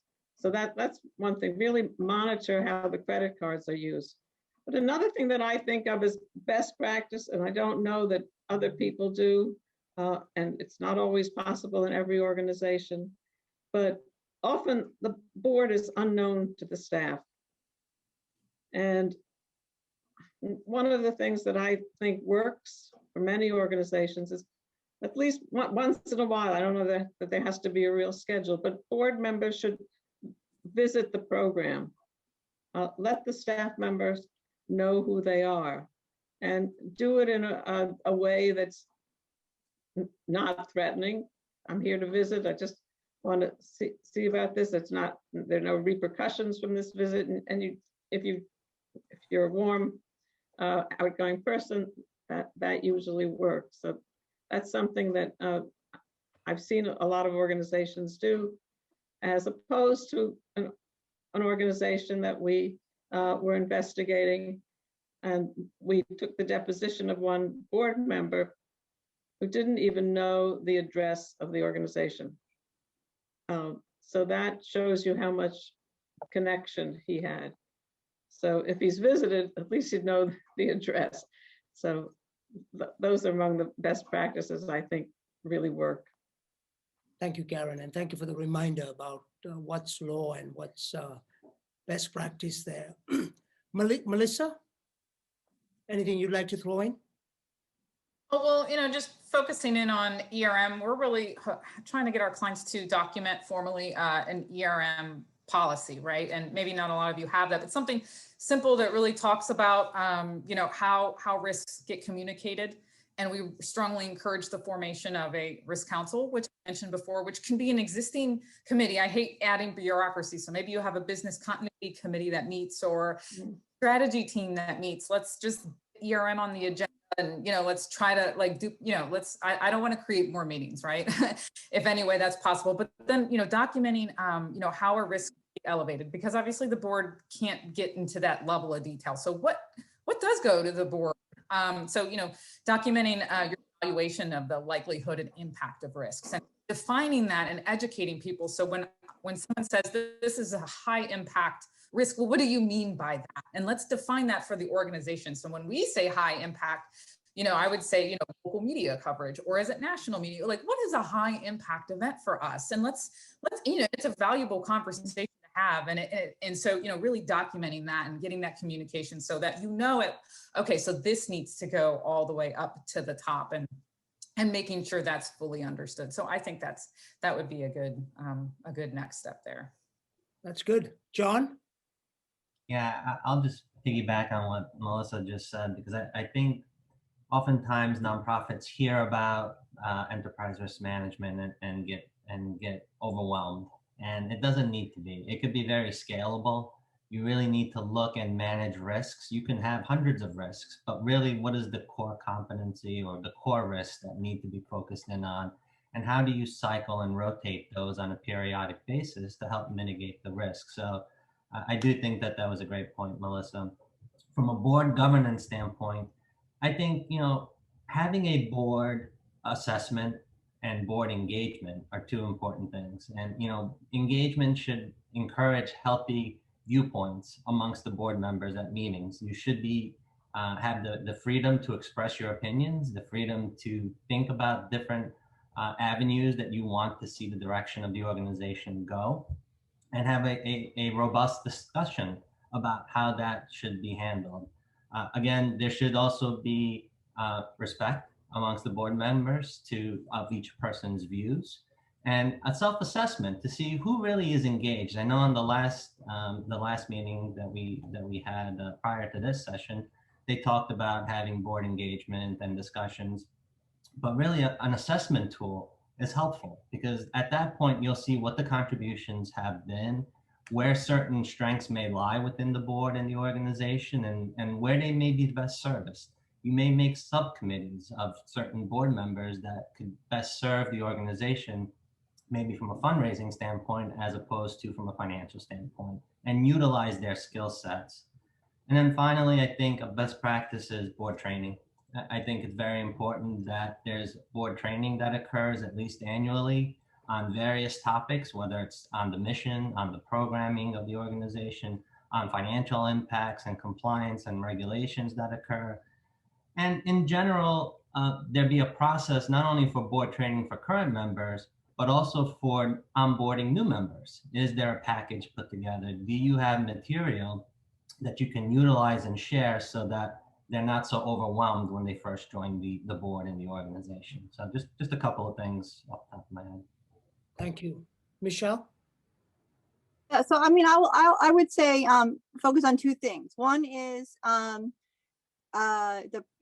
being aware of the risks that are inherent in the work and constantly scanning for them and trying to prevent them on one side, and on the other side, of course, is response when something does go wrong, right? So on the first side, I would say it's really making sure that everyone involved in your enterprise is really, really clear about the risks that are inherent in the work that you do, and especially where that connects to your mission. And making sure that your entire risk management process is really focused on identifying always and scanning for where the risks are, so that you can be trying to always course correct and mitigate for them. And I will say this is definitely something that we're grappling with and trying to really up our game, because as human beings, I think sometimes our tendency can be to look for where things are going well, to say like, oh, look at the data, we're doing great in this area. Our risk management meetings, our risk management processes have to always be looking for where things are not going well. We're looking for the weaknesses in the data. And those are uncomfortable conversations to have, but making sure that it's a normative conversation and not a gotcha, because then you lead to what we were talking about before, like, let's hope that nobody notices or nobody finds out. And then one thing that I think Good Shepherd does do well is in the response. So as a best practice, I would say have a really clear, what we call our like red flag incident or when bad things happen response process, so that it's, in that moment when something goes wrong is not the time to be trying to figure out what to do, right? To have it really clearly laid out. Know all of the people who are involved, who's supposed to get to the board, who needs to, prepare, remind staff not to talk to the media, who needs to notify the government funders, all of those different things that need to happen, that it's all written down and it's a roadmap and that you're, ready to use when something goes wrong. Thank you. It is a challenging roadmap though, because when it comes to government funders, things change quite a bit. So part of the challenge is to make sure it's a living document and constantly updated. Keith.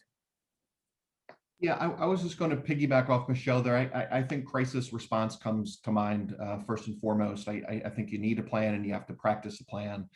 And one exercise we often do with our clients is what we call a cyber tabletop exercise. And one of the questions we'll typically pose to an executive committee is, if you're notified at 5:30 on a Friday that your system's been infiltrated, what are you going to do? It's amazing the looks we've gotten over the years of just executives looking across the table at each other, kind of saying like, who's got this? And how many organizations really haven't thought that through. So have a plan and practice a plan. I don't think the insurance broker obviously should be at the head of the crisis response table, but I think we should have a seat at it. There's often notice requirements. Sometimes it's hard to say whether or not something will be insurable or not, but you want to bring the broker into the loop to make sure you're not missing any notice requirements and potentially jeopardizing coverage. And there's also a lot of services often embedded in insurance policies that insureds pay for, and there's funds available for public relations, for example, for forensic investigations that are embedded in these policies. And I think a good broker can help you maximize those services and make sure you're getting what you paid for. Thank you. Let's get into a couple of questions. We have an interesting question here, and Karin, you're probably best equipped to give the first answer, but I think everyone else probably can contribute. It says, we recently discovered that a vendor was doing direct withdrawals that were unauthorized. And there was some overbilling that happened more than once. We have now created a custom bank account that is limited to the total amount they might require in the coming 2 months while we work to replace the vendor and terminate the contract. We have put the vendor on notice. Our entire board is aware of the risk, and we wonder what public reporting we should consider, given that we now see this vendor exposing other clients to potential embezzlement. Well, I didn't put myself on mute so that I start talking right away. One of the things, sadly, that we recommend, but this is a theft. And as we did with the embezzlement I described, we expected the head of this organization to report this to the law enforcement authorities. How the vendor has access to the account is sounds strange to me. I haven't heard of that. The vendor is allowed to pay him or herself from the organization's account. I don't think that to me is not a good control. First of all, one of the best practices that most people recommend is that large expenditures need the approval of more than one person, maybe the executive director and the president of the board. If the vendor has access to the money, whether or not withdrawal is approved, I think that's not a wise thing to do. And it's an invitation for risk. It's an invitation to embezzlement. So it's something I think is unusual. And just like I said, not so many people should have credit cards of the organization. I don't think anyone who isn't directly responsible to the organization should have access to the funds. I think that would be a very, very unusual situation, and for many reasons, not a good one. Thank you. Anyone else wants to add to that? Oh, I would just add that, third-party risk management is emerging as one of the top risks because so that would be a third party, and really realizing what risk does this third party pose to us? How could they access us? And I think through that process, you may have identified, oh, they can withdraw money, or we need to improve these controls. But a lot of organizations are smaller and they're outsourcing their IT infrastructure to IT managed service providers. How are you vetting them? Do you know they're, solvent? Could they go out of business and not let you know? I mean, there's lots of different things to think about. Or do they need to have a certain amount of cyber insurance that you need to be starting to look at track? So, maybe going through and figuring out who all you're paying. I mean, sometimes people don't even know who all they're paying, but going through that exercise, who are our significant, who do we transmit sensitive personal information to if we need to be GDPR, privacy compliant? Then there's, significant IT systems, or just people that expose us to cyber or some kind of, fraud. Start to look at them and analyze them and perform control annually over those. That would be what we would call third-party risk management. And even the smallest organizations need to do it. Yeah, and just to build off of that, just one last thought on that as well, is that depending on the funds that were received, whether these were government grants or federal funds, there could be additional compliance requirements that are now going to be at risk or reportable that need to be considered. So again, without having all the facts, but that adds another layer of reporting, another layer of compliance that could have some reputational risk to the organization overall. Keith, Michelle, anything to add there? I thought that was a pretty thorough response. Thank you. Okay, let's go back and talk a little bit about culture building. We've got about 9 minutes left. I think it's really important, right? Because when it comes to the board and senior staff and the executive director or the president and CEO working to build a culture of transparency, understanding risk, what are the steps that we should be taking? We heard a couple. One, and I love this, we do it all the time. Bring your trustees to CEO programs. Introduce them to as many of your staff as possible. There's no danger in that. So of course, staff complain about leadership. That's okay. The board can ask. Yeah. The board over my tenure has come to me and said, we heard something.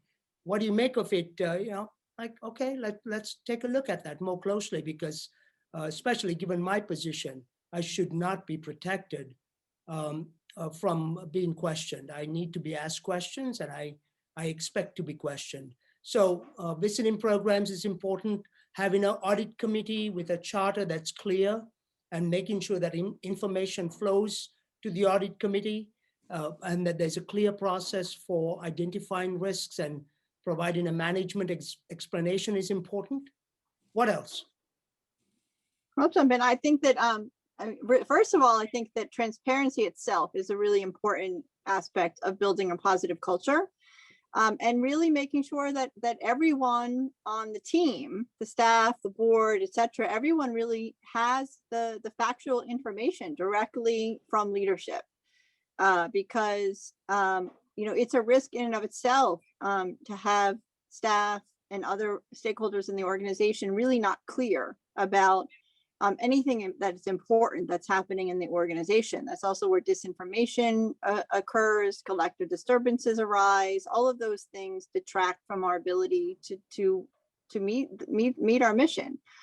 Also, I think related to culture and risk, I think it really goes back to like that. How do we not have a gotcha culture, right? How do we talk openly and honestly about the risks inherent in the work that we do? That as I said, no magical thinking. We're not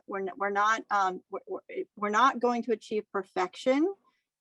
Things are going to go wrong. And while before I talked about bad actors, that's a problem. That's a unique problem. But a lot of the risk inherent in our everyday work is not related to bad actors. It's just related to the difficulty of doing the work we do under the conditions that we do, often without all the full resources that we need, and mistakes happen. And a simple mistake that could maybe very quickly be addressed can escalate into a really big problem if you don't have a culture of being able to not even just whistleblowing, but really, being able to own mistakes and not make it something that people are afraid, that there's a fear of gotcha. And so that really comes from the top, and really being able to communicate when you make a mistake so that you can create safety around, like, we don't expect that mistakes won't happen.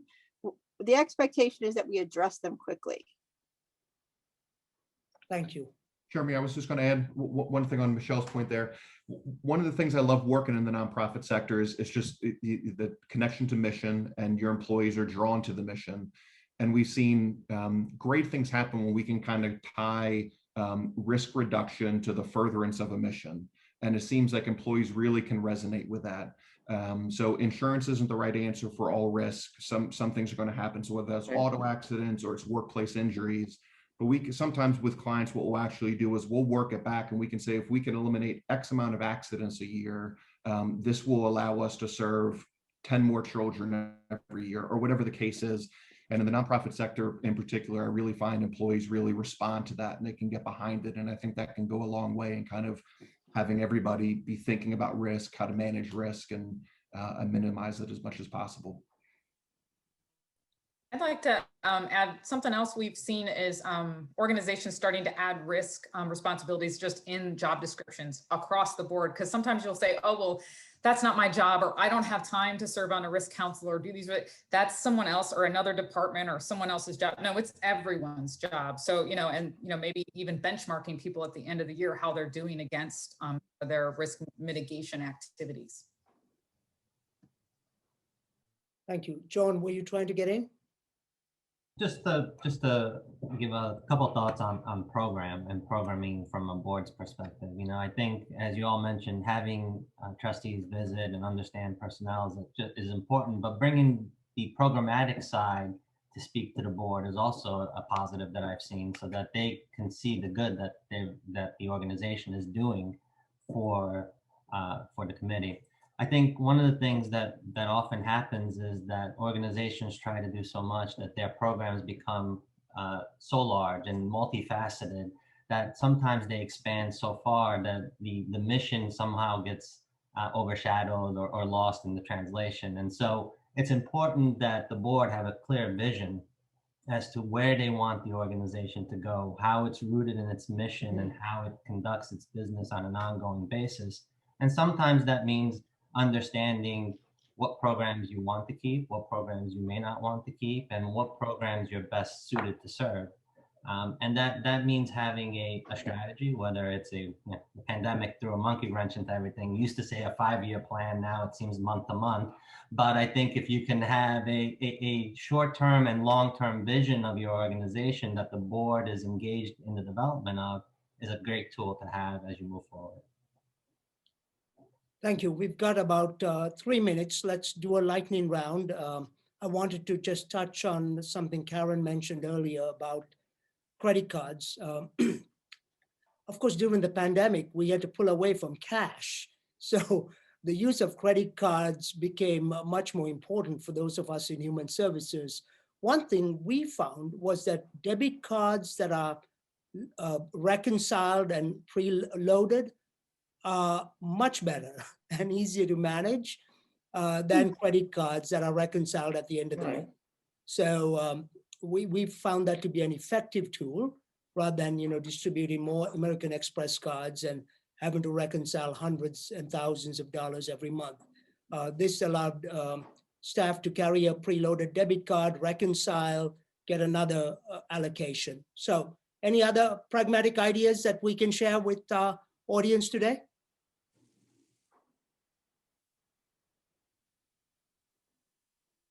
I don't know how pragmatic this is, but it certainly has been helpful in the pandemic. Is that one of the things that I think will be a lesson learned to take forward is having an emergency response team in place, and meeting during the pandemic started off multiple times a week. Now it's still weekly, and just so having that team that's touching base on a regular basis and dealing with real life situations as they happen. Thank you. Melissa, John, Keith, Karen, anything to add? Now just make sure that you file your reports and are up to date, because funding depends on that. One of the functions we serve is communication with the funding sources, and if you're not up to date, they won't give you the money. And if you have trouble figuring out whether you're up to date, I think you should use our customer service unit, which is a newly formed group that is there to help you. Just a small takeaway, I would suggest conducting anonymous independent surveys of your teams, your board, your constituents. I think you get some really good valuable information as long as they know it's anonymous and they can freely speak. Okay. Good information gatherer for your risk assessment or strategy for that matter. Well, thank you, Karen, Melissa, John, Michelle, Keith. You made this so easy.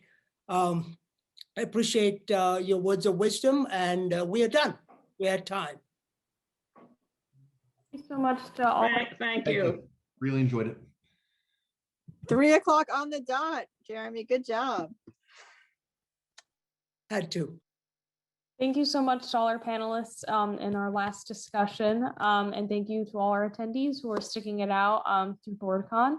Again, just like to remind everyone to make sure you use the Q&A button at the bottom of the screen if there are any questions you ever want to submit for panelists to answer towards the end of the discussion as time permits. And always please feel free to continue chatting in the chat box function. It's good to see everyone's really active. Just please make sure you have it toggled so that the comments are viewed by all attendees and not just the panelists. Also, another note, please keep in mind to check your email inbox after the event because we'll be sending out a couple of goodies. There'll be an exhibitor packet, with giveaways from our sponsors. You can, there'll be a raffle and some other sort of goodies to keep in mind on a gift card. So anyway, please, keep your eyes peeled for that. There'll also be contact information for some of the panelists there if there's anyone you'd like to follow up with and have some further discussion with.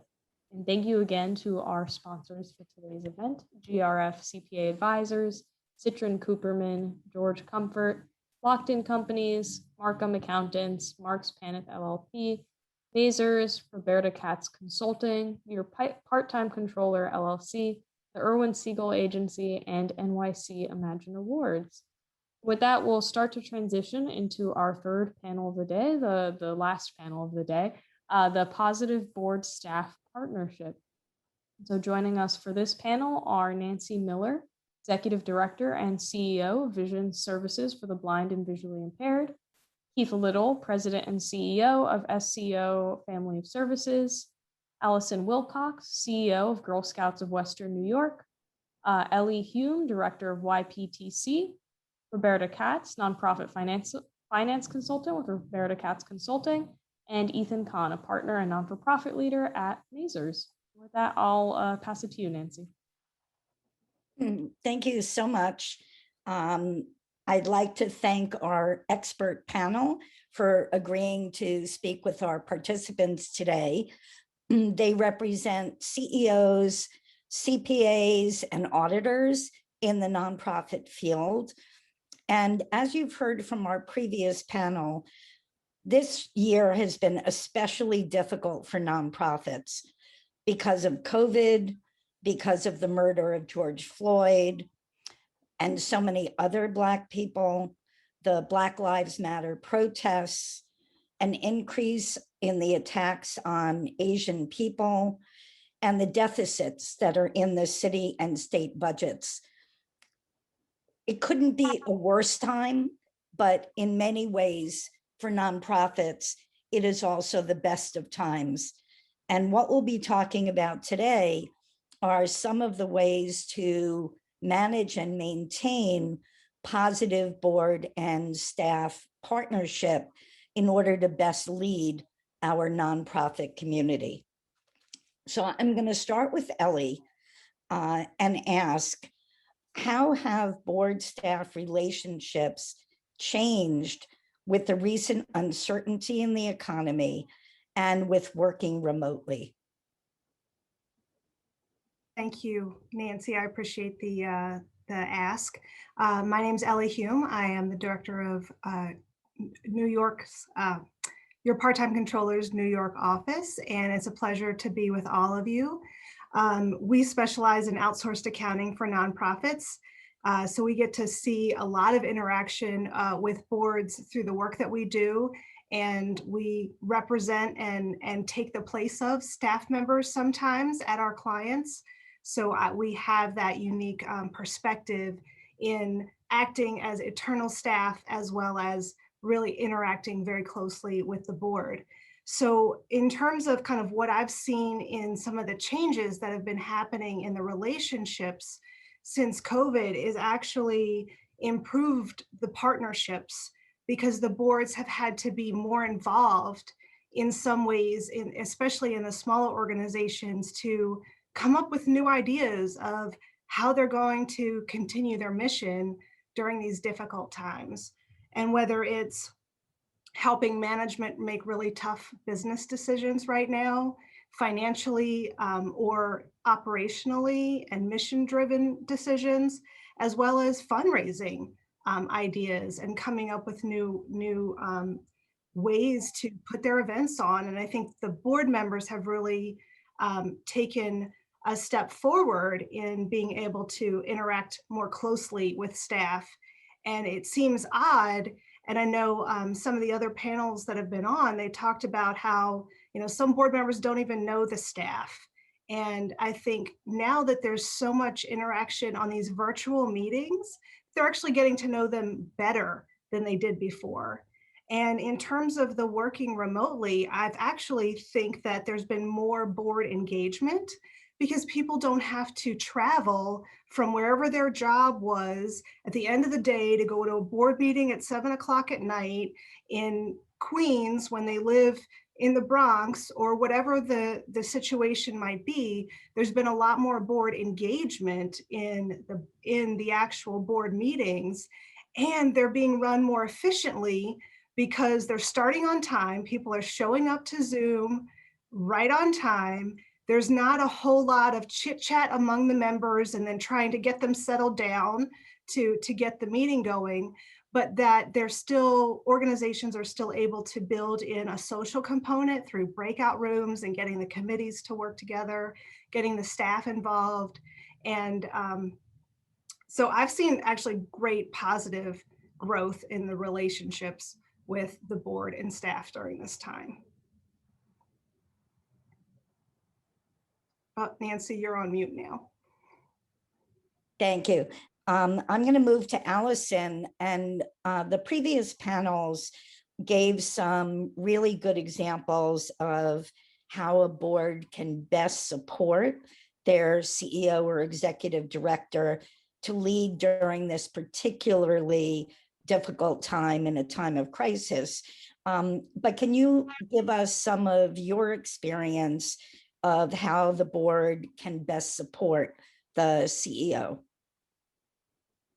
Yes, thank you so much, Nancy. And I'm very pleased to be here with everyone today. I'm Allison Wilcox, and I sit in a CEO of a nonprofit role at Girl Scouts. And I'm also the immediate past president and current board member of the Lexington Cooperative Markets, which is a cooperative grocery store in Buffalo, New York. So I'll be speaking to both sides of that in talking about how the board can support the CEO or executive director. And as Nancy said, there were multiple crises last year with both racial justice crisis and COVID-19. And at our organization, we had some additional significant crisis beyond those. So it was probably the most challenging year I've ever had in my career. And ways that I feel that our board did a great job supporting me was, first of all, the partnership between a board and the staff. The CEO, executive director, is the main staff member that the board should be interacting with, and they're trusting and delegating the operations to this person. So the relationship is absolutely key, just like it would be with any leader and someone that they direct.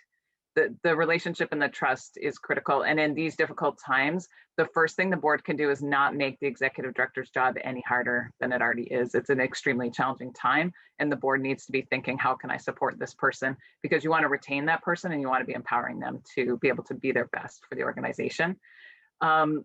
And also there was great themes earlier today talking about showing appreciation. And I would absolutely say that the executive directors are most likely, and I know myself, you're hearing a lot of angst from people, a lot of stress, emotions are running high. We've seen a lot of people acting differently than they might otherwise act due to stress, whether it be customers, members, participants, staff, board members.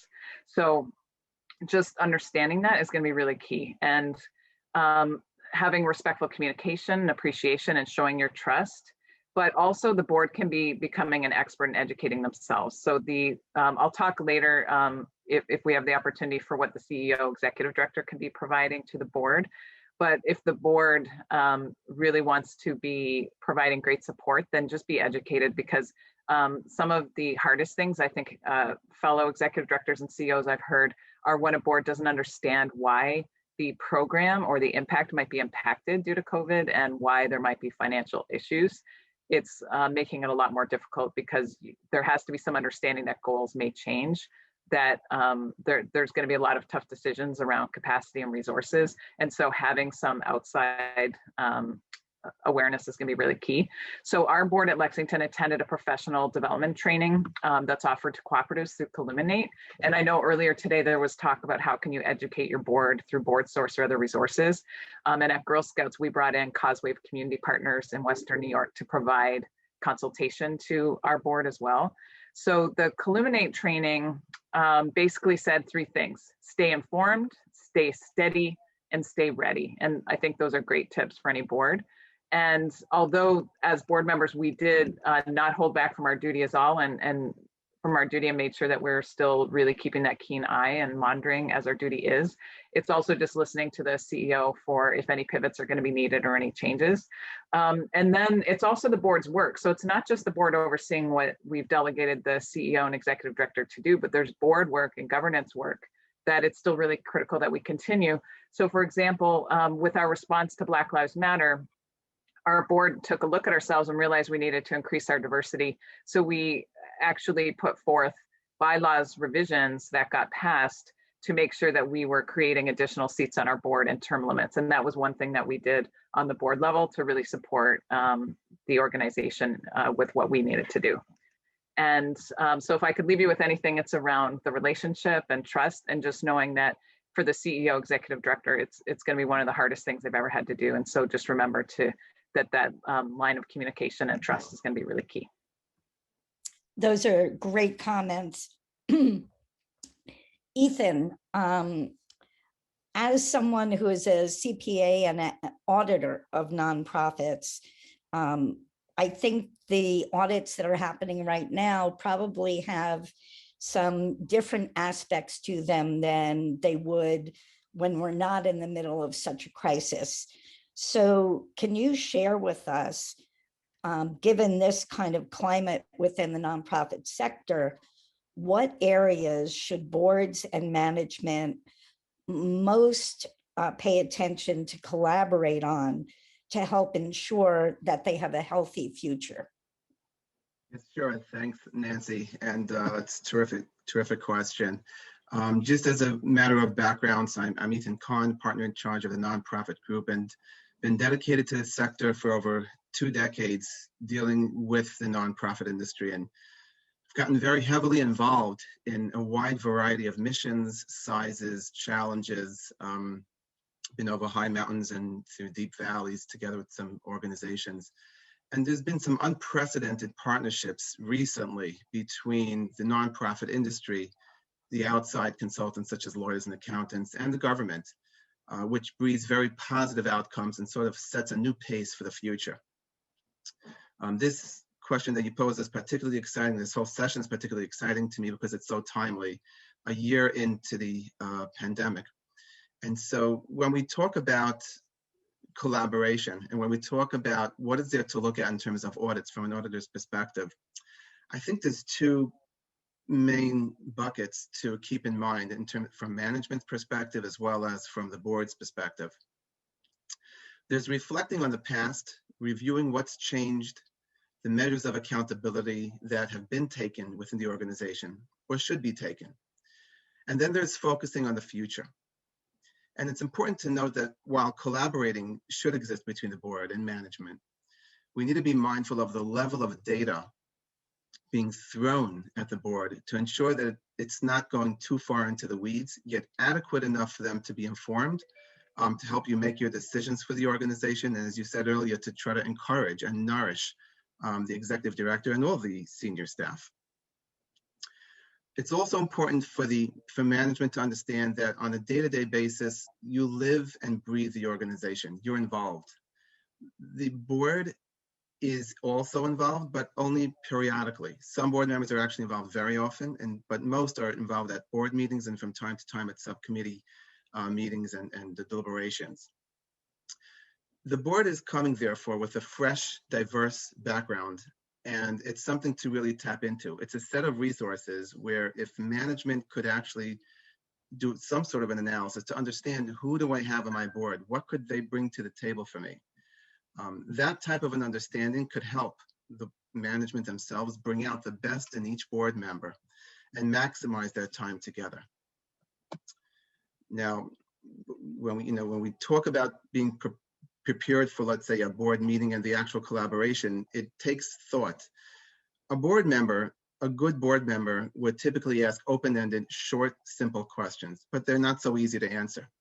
So here we are a year into the pandemic, and a board member may say, what's changed within the organization based on the pandemic? Very simple question, but not so easy to answer. There's finances, there's risk, there's metrics, there's program, there's operations, there's so much going on. What's changed with our finances, or more specific with our operations? And from management's perspective, in order to get the biggest bang for your buck, to really have a productive board meeting, is to really prepare for those types of questions. What are the high notes that I want to bring up?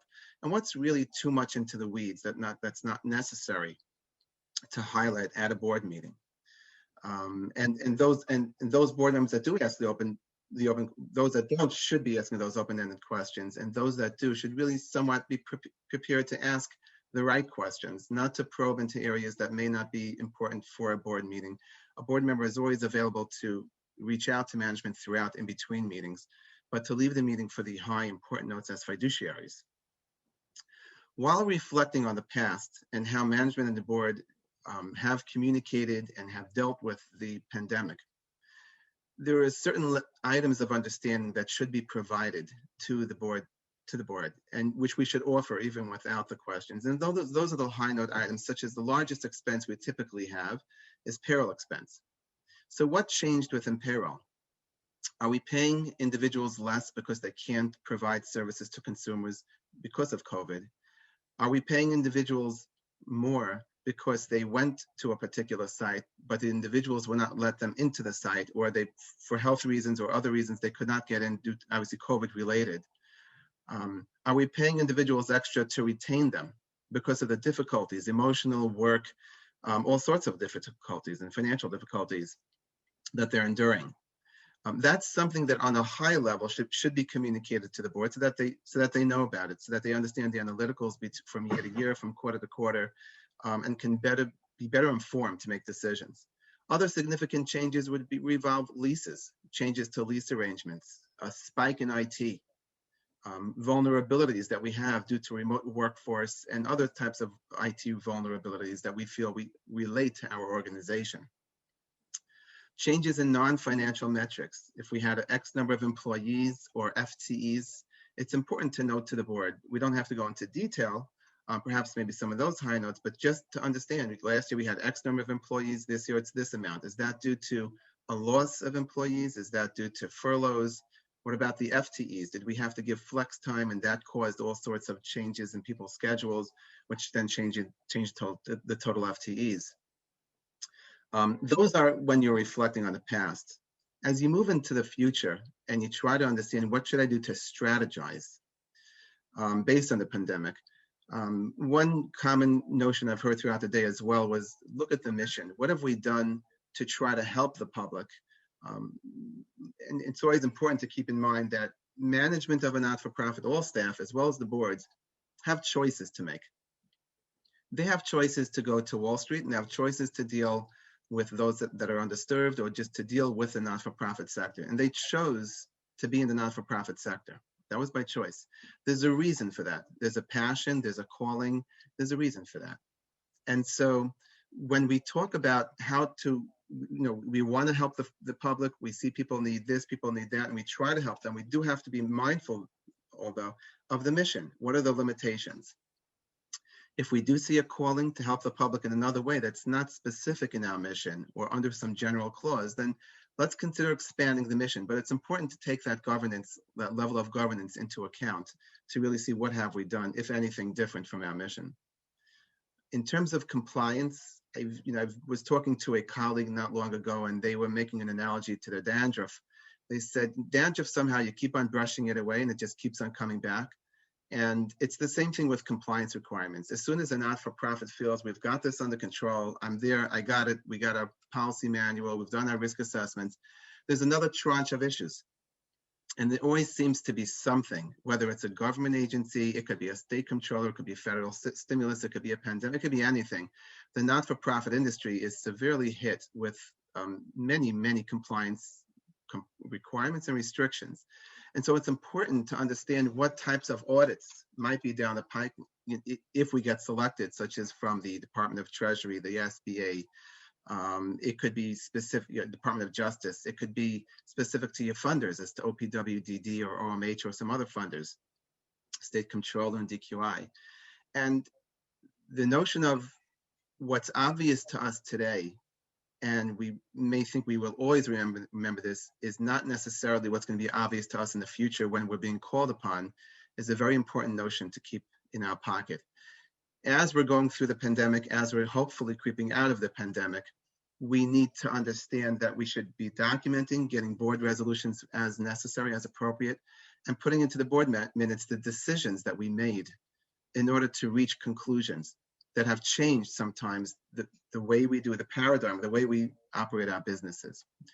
So those are some of the items I thought that were important to highlight and to note in terms of collaboration, looking at the past, looking at the future, and being mindful of everyone's capabilities, being mindful of the mission, being mindful of what we document today to help us for further audits down the road, especially compliance related.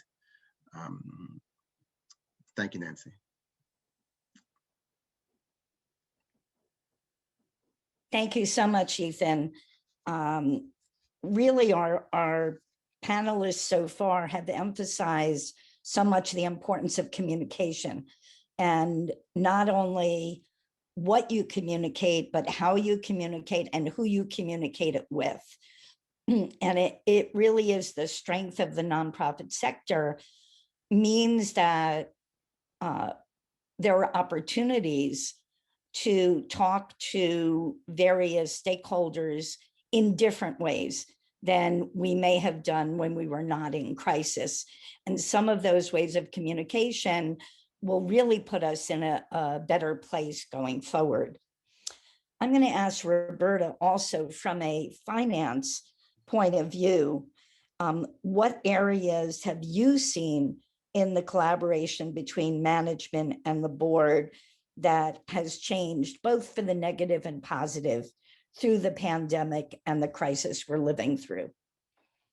So, welcome everybody. My name is Roberta Katz. I'm glad to be participating in this panel. The board, from my point of view, the board has been asking and has had more interest in the financial management of the organization. Specifically, so I've heard board members asking questions as far as, does the finance department have written policies and procedures to ensure the ongoing operation of the finance department? So there's been more engagement about how, the finance department is run and whether things are documented. I think we've seen in this pandemic that staff can be out for extended periods of time, often with little or no warning, but their job has to be, somebody has to do their job. So how do they do their job? So what I've done with clients that I'm working with is I actually document the procedures that each of the staff person uses in carrying out their jobs. So the step-by-step narrative, as well as copies of documents they use or screenshots of the computer software that are part of their processes. But also a very important part of doing this when you're documenting your policies and procedures is looking at your internal controls. And I think this is something that, whereas management and the organization is responsible for having internal controls and having them implemented within the organization, the board needs their responsibility for safeguarding the organization's assets comes from a well-run finance department. So as part of reviewing and documenting your policies and procedures, you're looking at your internal controls. I mean, who's authorized to approve transactions before they're included in your financial records, or who are check signers, who's authorized to sign checks. I think that when we move from pre-pandemic to pandemic, processes have changed. And in some cases, the internal controls that were in place before the pandemic somehow might have gotten lost because from practical reasons, the department's just not together. So those internal controls possibly are not included in the process. So I think it's important from the board's point of view to know that there are documented policies, procedures, and processes to ensure the ongoing operation of not only the finance department. I think this extends to all departments within the organization. I mean, everybody's been operating differently, processes have changed, but we need to be prepared for the next time this might happen because we might be in a similar situation. I've also seen there's been more, and it's been talked about in previous panels, but there's been more collaboration between management and the board in terms of risk management. And there was just a couple of additional points that I want to add in terms of risk. The previous panels talked about technology risks, specifically about cybersecurity and cyber attacks. But another aspect of technology is that I know when this pandemic hit, a lot of nonprofits are heavily relied upon paper documents, paper processes, and things are in the office. And when everybody started working remotely, having continuous processes was a challenge. So I think boards are having conversations with management when they're discussing the budget is how much of the resources should be dedicated to the IT infrastructure. Should we be implementing systems not only for the security, but also to automate systems, whether it be for processing invoices or employee expense reports, so the staff can work completely remotely? Because I think remote working, whether fully remote or hybrid remote, is here to stay. So it's important that we have these processes in place as far as technology is concerned so that employees can work remotely. And the other point I wanted to bring out in terms of collaboration of risk is there's been a lot of conversation between the board and management. It's regarding risk of fraud, whether it be misappropriation of the organization's assets or fraudulent financial reporting. Are there proper systems and processes in place to mitigate the risk of fraudulent activity? And one specific instance comes to mind when boards that I've worked with. One board had asked the question is whether we put out our contracts, our vendor contracts out to bid on some sort of a rotating basis. Many nonprofits use vendors for long periods of time to deliver, food or different supplies for them to run their programs. But these vendors have been used for a very long period of time. And the concern is always to prevent favoritism and, of course, possibly, fraudulent activity or kickbacks. So the board requested that we come to them with a listing of our 10 top vendors, how long we've used them and how much we pay them annually. And we came up with a bidding process where we would put out the contracts out to bid, not necessarily meaning that we'd have to replace the vendors, but we needed to have a bidding process with an independent counsel actually overseeing the process and evaluating the vendors before a vendor was selected. So I think these are all processes that when management puts them in place, it gives the board confidence that their responsibility of overseeing the safeguarding of the assets is being done by the processes and systems that the organization has in place. Great suggestions. Thank you. Thank you so much. Keith, we're going to go to you. given the recent attention over the past year on race, equity, social justice issues, and paying more attention to DEI, diversity, equity, and inclusion, how can the CEO and the board work together to address these issues within their organization?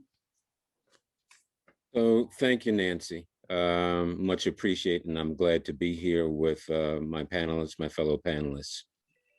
So as I think about answering this, let's think about the responsibilities of CEOs for boards of directors and for organizations.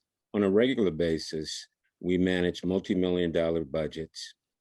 We try to enhance the lives of those individuals that come to our door needing services. We manage risk and liability on an ongoing basis. And then you add in the complexities and the awkward challenge of race equity to the equation. And as you think about it, this might be our biggest challenge as leaders of organizations. So I wanted to start with that. The last year has been a very interesting year for myself and for probably all of us, because we've had the pandemic and we've had issues related to racial justice. And we may think they're separate issues, and to a large degree they are, but there's kind of an interconnectedness in that both of them highlight inequities. And so as I think about responding to this question, the question about DEI and race equity and how a board of directors and a CEO can come together and be in alignment, it's a complicated issue. But I would say that the starting point for all of it has got to be transparency, ultimate transparency. And so the other thing that I've realized is that both the board chair, who's the leader of the board, obviously, and the CEO, they must understand the varying landscapes. The CEO has to understand the landscape of their board of directors. What's the composition of the board of directors? What's the mindset of the board of directors? Where do they stand on certain issues? And then the board chair has to understand the mindset and the landscape, not only of the CEO, but of the executive leadership staff. I know for me in my organization, there was an added layer because my board of directors is primarily white. And if you guys haven't noticed, I'm a Black man. And so what it presented was an awkwardness on the part of my board chair to really want to have those conversations with me. So it ended up that I had to initiate those conversations with him. And the important part of me initiating it was, and I think this applies not only to me as a Black man, but also to any CEO, is that a board member has to understand and be able to separate the issue from the messenger. And I had to make that clear to my board chair. It's not about me as a Black man, it's about the issues and where we stand on it. And so once we started talking about that, we had some very, very transparent conversations. And so from that, I think there were several things that came out of it. Number one, we had to determine our commitment to the work. Were we interested, and is any organization interested in becoming an anti-racist, multicultural organization? That has to be the starting point, because if you're not, then there's nothing to be discussed. And then the other part would be, do we truly understand the work before taking actions? What I find with boards, and I'm a CEO, but I also sit on another board of directors, there is an impetus to get into taking actions before understanding what the work is. So there has to be foundation building where you understand what the work is. What is DEI? What is race equity? What does it mean to your organization? What does it mean in general? If you can understand that and you're in alignment on that, then you can go to the other stages before taking actions. One of the other things that was important, at least in my organization, I think in probably other organizations that I would advise, is that the discussion doesn't just take place between the CEO and the board chair, that it involves your entire board and your entire leadership team, because they're going to have a stake in the game. And I think that's extremely important, is that you have involvement through all levels of leadership for the organization. One of the other things that became important to me, and this is something I live by in terms of doing this work, is that I think there are pillars that are important to engage in as you look at work, as you look at this work. One would be, I mentioned before, having a common language, understanding what we're talking about, because one person talking about diversity, equity, and inclusion may be very different than what another person understands and comprehends in terms of diversity, equity, and inclusion. Two would be educating yourselves. I have a belief you can't do the work unless you educate yourself about what the work is. Second part would be having those conversations. And we realize that conversations in this area are going to be uncomfortable. They're going to be uncomfortable for people of color because of lived experience. They're going to be uncomfortable for white people because they may feel attacked. They may feel guilt, or they just may feel that they're looked at and perceived differently than maybe they are and where their mindset is. But having those conversations, which are transparent and which put things on the table, then and only then, in my mind, can you come up with action and action steps. One of the things I know that I would recommend to organizations, and we're just starting it, and just keep in mind, for me, we've been at this work about 3.5 years at my organization. And what I realized during the course of the last year, we never really had a plan. So we were taking steps, but we didn't have a plan and an overarching vision of what we wanted to achieve. And I think that's something that can come about through conversations between a board and between staff, because in this action plan, or in this plan that you put together, there's going to be separate actions for staff from your board of directors. So each of those entities need to have action steps in that overall plan, but the action steps may be somewhat different or very different. And then I guess the last thing for me, as we look at this work, whether you're a CEO or whether you're a board of directors or a board chair, the work requires you to be courageous and intentional. You can't do this work by chance. You can't do it being not committed to it. You've got to be courageous to talk about the things that nobody wants to talk about, but are very, very evident and get in the way of the real work. And you've got to be intentional. You've got to be intentional with your board. You've got to be intentional with your staff, and you've got to get them to work together. So it's a complicated issue. I think organizations are trying to delve into it and to challenge it. But I think the overall understanding is that this is a marathon. It's not going to be a race, and it's not an easy fix where you can do something and then you can dust your hands off and say, it's done. It's going to be an ongoing process. So those would be my thoughts. Thank you so much, Keith. I think the environment that we're in has given us a wonderful opportunity. How we take advantage of it is going to be the issue in moving forward. There are so many resources out there for DEI work, but the board has to be ready, the staff has to be ready, and certainly the leadership of the CEO and the board president are going to be key. So thank you for your comments and giving us a context to look at these issues. I'm going to go back to Ellie. We have a little bit of time for some additional questions. And I know we have quite a few smaller organizations that are here for this webinar. So if you can give us some of your comments about when an organization grows from being very small and hires staff to really manage the business of the organization, how do you readjust the board relationships and expectations where the board may have been actually doing this service and now you've hired a staff to do it? Hello again, everybody. Thank you, Nancy. I appreciate you coming back to me. So as Nancy said, there's going to be a time where an organization is really small and it's just being run by the volunteer board members. And then you get to a point where it's more work than volunteer board members can handle. You start to hire people, and then management needs to take control of actually managing the business, but the board has to figure out how to let go a little bit.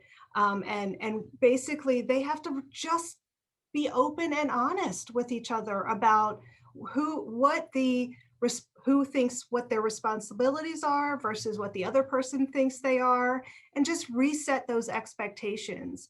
Be very transparent about how you feel about the relationship, and be able to just work at the relationship. I think that's one thing that everybody in their personal lives realize, that relationships take a lot of work. It's the same in your working life. The relationships with your coworkers and with your board members really do take a lot of work.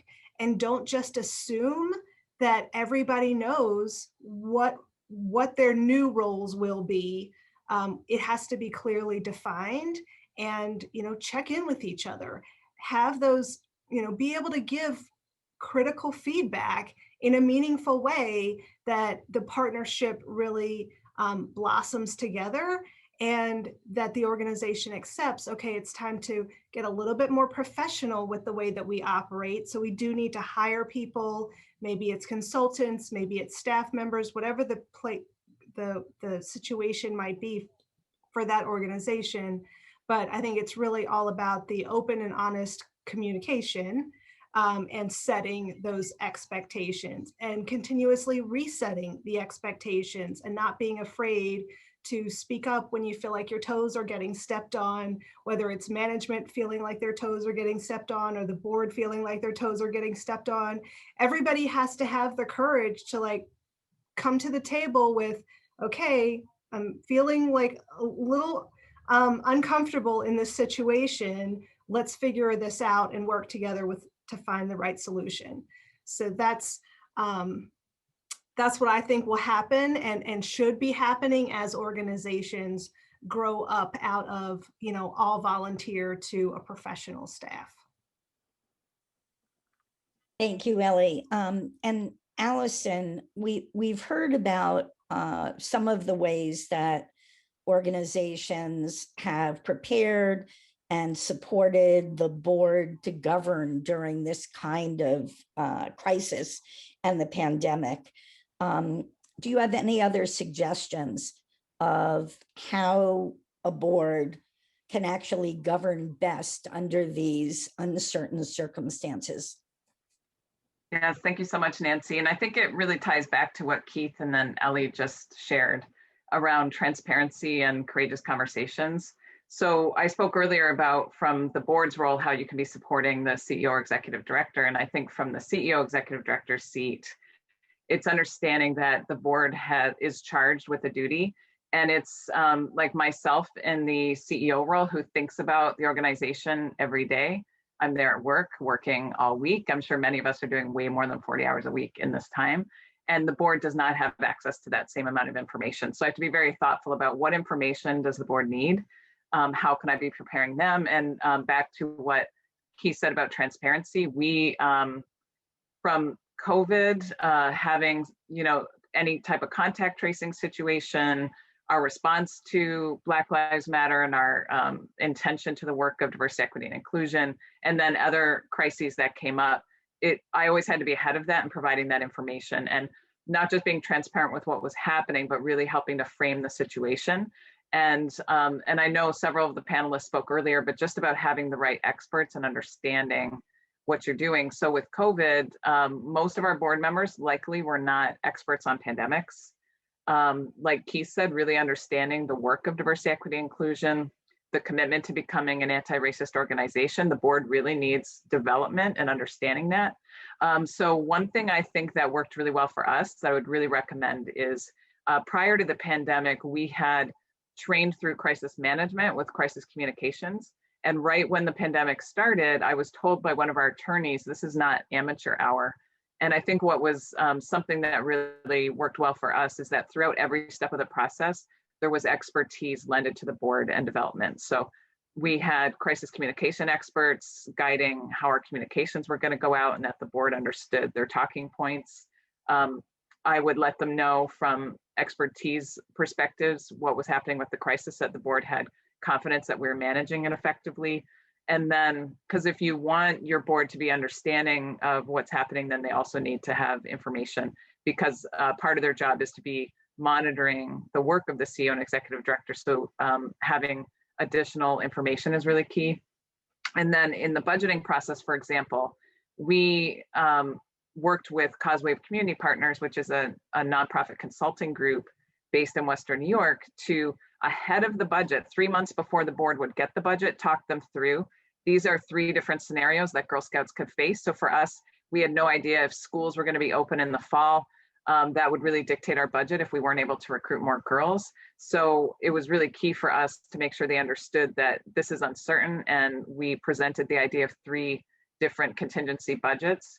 That would have been very difficult without preparing them ahead of time. So when the time came, they were very well prepared and our process went very well. So I think it really is up to the CEO and executive director to make sure that we're being transparent, providing the information. And when I said earlier about supporting the CEO when you're on the board, I think also similar to what Ellie just said, we really should be appreciating our board members. Our board chair, she responds to any text that I give her if there's something new that has emerged, and the board has been very responsive. And this has probably been a very hard year on the board side, and the amount of time that people are volunteering to our organization. So I think also just recognizing that that these are people really giving back to our organization and showing them the appreciation is also really, really important. Thank you. I think your point about scenario planning is critical because so many of us have strategic plans that look at 3 to 5 years out, but we're now talking about looking out a month from now, or sometimes even a week from now. So I think that scenario planning is really critical. And if you don't know how to do it, getting somebody to help you is really necessary.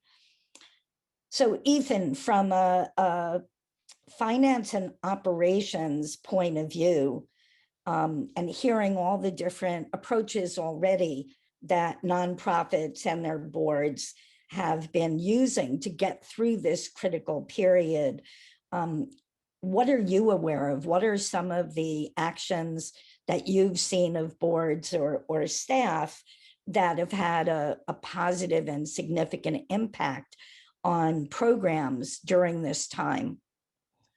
So that's an interesting question, Nancy. And there are so many wonderful points that were made recently between the whole group, Allison, Keith, everybody, Roberta, Eli, and everybody really has terrific input in terms of what the board should be expecting, what management should be expecting. I'm going to give you some specifics of areas that should be worked on in tandem. The backdrop to this is that always keeping in mind that the board, they're there to help. They're also fiduciaries, so they have also responsibility, legal responsibility. And so it's important for them to understand the financial processes, the changes to financial processes, and codifying that in a policies and procedures manual, which has been mentioned a number of times over the day. But within my response, I want to focus specifically on some experiences that I'm having now with multiple organizations, which is that they've been selected for audit by various different state agencies. And the state agencies are not asking them for their manual of fiscal 19 or calendar 19. They're saying, today, could you show us your policies and procedures manual for today? That means not only are they expecting the organization to weather the storm on so many levels, but they're expecting you to rise to the occasion in terms of governance, to be ready to the extent that you have a policies and procedures manual reflecting COVID. Which has so many branches, whether it's remote workforce, changes to programs, changes to so many different things, schedules, payroll, timesheets, everything. So that's one area just to be mindful of, to try and document contemporaneously what changes are we having. And that idea, Allison, of doing the multiple different, what could happen in the future, and feeding that to the board is so valuable. So that the board could then, at the board meeting, be more informed. It's also important to note that we don't know what the future will bring. We did we are coming out of a year of exceptions, extraordinary, the non-typical, unprecedented. These are all the words that have been used throughout. And there are exceptions in the protocol of an organization, such as the most common one that's sometimes difficult to overcome is procurement policies. An organization typically would have to have bidding. You have 3 bids, you have sometimes a sealed bid, and you have thresholds and all the like. But what would happen with an organization, which I experienced, that had a pipe burst one Saturday night? There was no time to go out for bid. It's an emergency situation. You can't call the board and have rationale and sealed bids and waiting a few weeks till everybody gets back to with proposals. You got to act right away. It's important to know that there are exceptions legally. It's also important to implement exceptions within your policies and procedures. That should there be an emergency, what are we going to do? We can't go through all these other steps, but what are the core items we need to keep these wheels rolling? Whether it's deposits, withdrawals, checking accounts, who has access to check stock, certain core items that we need just to keep the wheels moving, so that we don't have to suffer a time that we're actually closing to catch up. That's critical. So those extraordinary items. There's also a significant change in the budgeting. You know, when we look at budgeting, which means we're looking into the future, and as you had said, to have multiple different scenarios, the variations within the budgeting, to understand that typically we would go back 1, 2, or 3 years and then develop a budget. We would meet with the with different department heads and say, what do you think should change? At this point, there's a big question mark in all those budgets. What will this year bring us? Is it going to be a, you know, are we going to stay standstill the way we are now, and this is the way the next year will be, where we're all mostly remote? Will things change? We just don't know. And so building that into your budget, being able to be nimble and agile to an extent would be very helpful. Included in that are seasonal cash flow changes. So if people have to borrow money from their pension, which now the IRS allows you to borrow money and you don't get penalized for it, and all sorts of other changes that could change from an organizational perspective, not from a personal, but from an organizational perspective, those changes should be incorporated into the budgeting process to say, people might need more, maybe they'll ask us for loans. What are we going to say? What are we going to do? It's also important to note the changes to everyone's personal tax returns, what's changing for them in terms of their personal income and what requests they might come back to you with and say, hey, I'm getting this and I'm getting that, or I'm not eligible for this, or I am eligible for that. Does that have any effect on how you would like to treat them, whether it be a bonus, whether it be changes in comp, whatever it might be? Just noting that there are changes going on personally to them and taking that into account. The last item I'd like to just bring to your attention is, where are we vulnerable? Aside from IT, some organizations, for instance, manage bank accounts for consumers, or have different or accepting more cash contributions just because people want to give to their cause. And are we ready for those changes to our typical structure?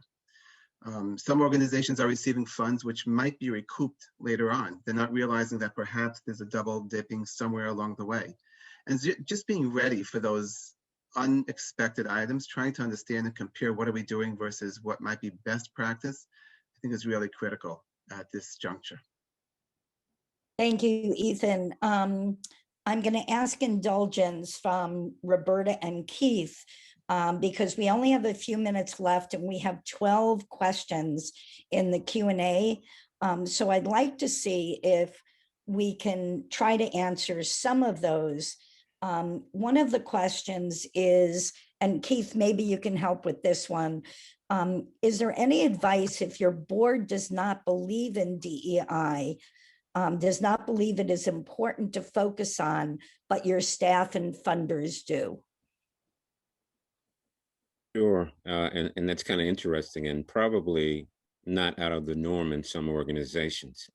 I think for me, there has to be a CEO's primary focus on the organization separate from the board.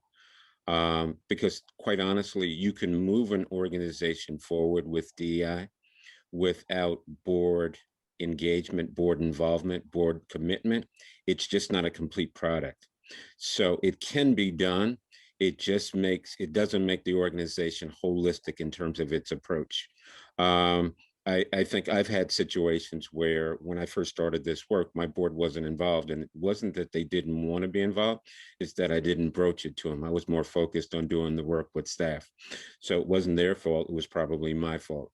And so I've had conversations with my staff, I've had conversations with my funders and my regulators, and that work goes on. And so it took me a while to get my board on board with this. And it kind of took the George Floyd to be the impetus to move it forward.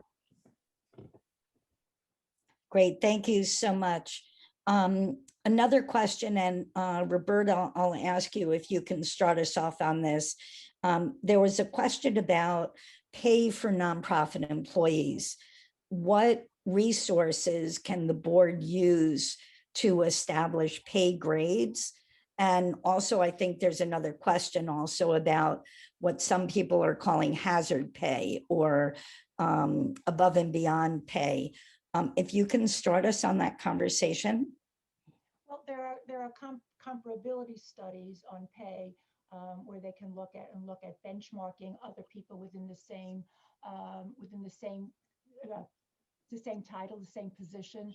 As a matter of fact, there's a question on the 990 regarding the CEO compensation, asking whether you've looked at comparability studies when determining the compensation of the CEO. So I think that's really one important resource. And we've had actually, I've been in organizations where we've used outside consultants to come up with actually comparability from various sources, comparing, different levels of executives and their salaries with these other organizations. So I think that's, a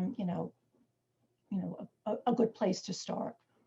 And I would suggest if someone knows of a particularly good resource to put it in the chat so that others can go to those resources to look at pay. And I also want to bring up pay equity, that it's not only what you should be paying your staff, but is it equitable within all the backgrounds and expertise of the staff that you have? So looking at both what you're paying people of color, the opportunities for career advancement, whether or not they are represented at all levels of your staff, are important to look at, not just for the title, are you paying the right amount? There's also a question, and anybody can answer this one. Does anybody on the panel feel ready for COVID part 2? We've made it this far. How are we going to manage as we go forward? I'll jump in, Nancy.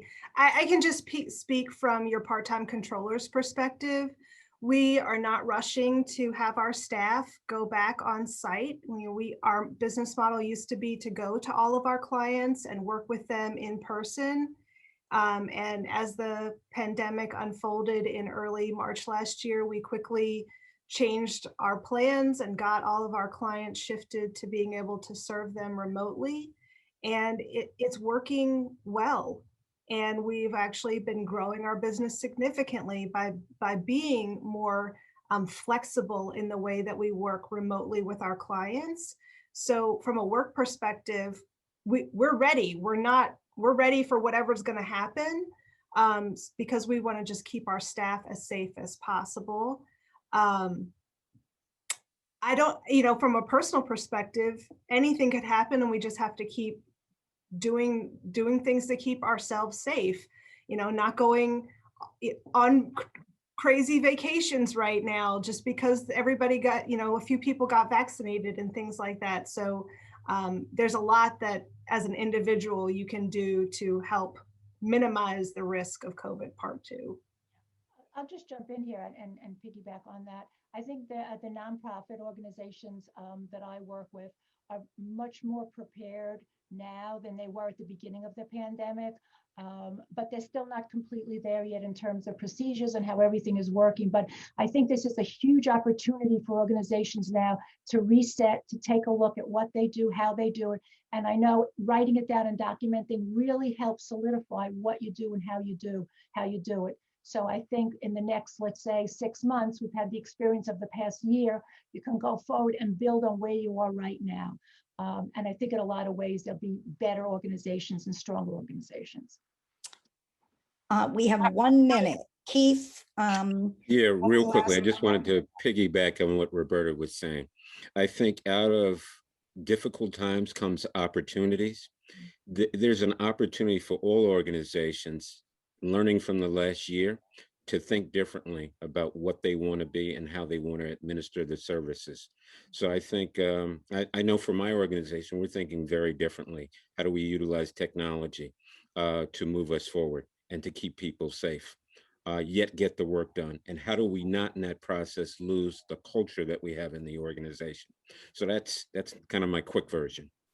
I want to leave time for Allison to respond because I know she wanted to say something. Okay, Allison and Ethan, you each have 30 seconds. one minute. Thank you. Thank you, Keith and Nancy. So a board member and myself are taking the Brown University Pandemic Problem Solving class right now. And I would just urge everyone to document what we're learning, because another pandemic can definitely come. And then based on what Keith just said too, everything that we've been learning, there's great opportunities. It's been a difficult time, but we're certainly not going to stop our DEI work. We're not going to stop our preparations for the pandemic. And like Ellie said, there's so many shifts in the way that we work. So I would say document everything we learned from this one, even though it's not over, and prepare, because this could happen again, and everything we learned could be the next person that comes after you, their manual. Ethan. Yes. You know, I feel that I agree with all the comments that were said. The not-for-profit industry has proven to be resilient. I've seen many, many gains, many increases and in services and changes that were done. We never dreamt we could do this a year ago. So I just think keeping that energy, that positive energy, the healthy environment, the close collaboration between management and the board will be a wonderful way for us to step up from this level, hopefully to another level, but which will be better. But if it's in part 2, we're there to embrace it and handle it. Thank you so much to the panel. We are the end of the conference, and I thank everyone, the 129 people who stuck with us. Thank you. Thank you. Thank you so much to our last panelists and to all the attendees who joined us today. Just keep in mind, please, that there'll be a follow-up email sent out to all the attendees. Please check it. You might be the lucky winner of a $100 DoorDash gift card. And you will also be getting a packet of different sort of giveaways and treats from our sponsors for the event. And there'll also be some contact information from some of the panelists in case there's anyone you'd love to, connect with. I'd also love to put on everyone's radar some other upcoming events that we're hosting in case anyone would be interested in attending. The links will be in the chat as well as available on the City and State website. We have one tomorrow on Friday, March 19th, which is our next AHRC panel entitled The State Legislative Forum Tackling the Affordable Housing Crisis. We also have another on Tuesday, March 23rd, which is our next installment in our first read coronavirus update on schools. We also have another 2 days after that, on March 25th, which is about ranked choice voting, featuring mayoral candidate interviews focused on Brooklyn. And then we have another Above and Beyond event honoring 40 outstanding women across various industries in New York on March 31st.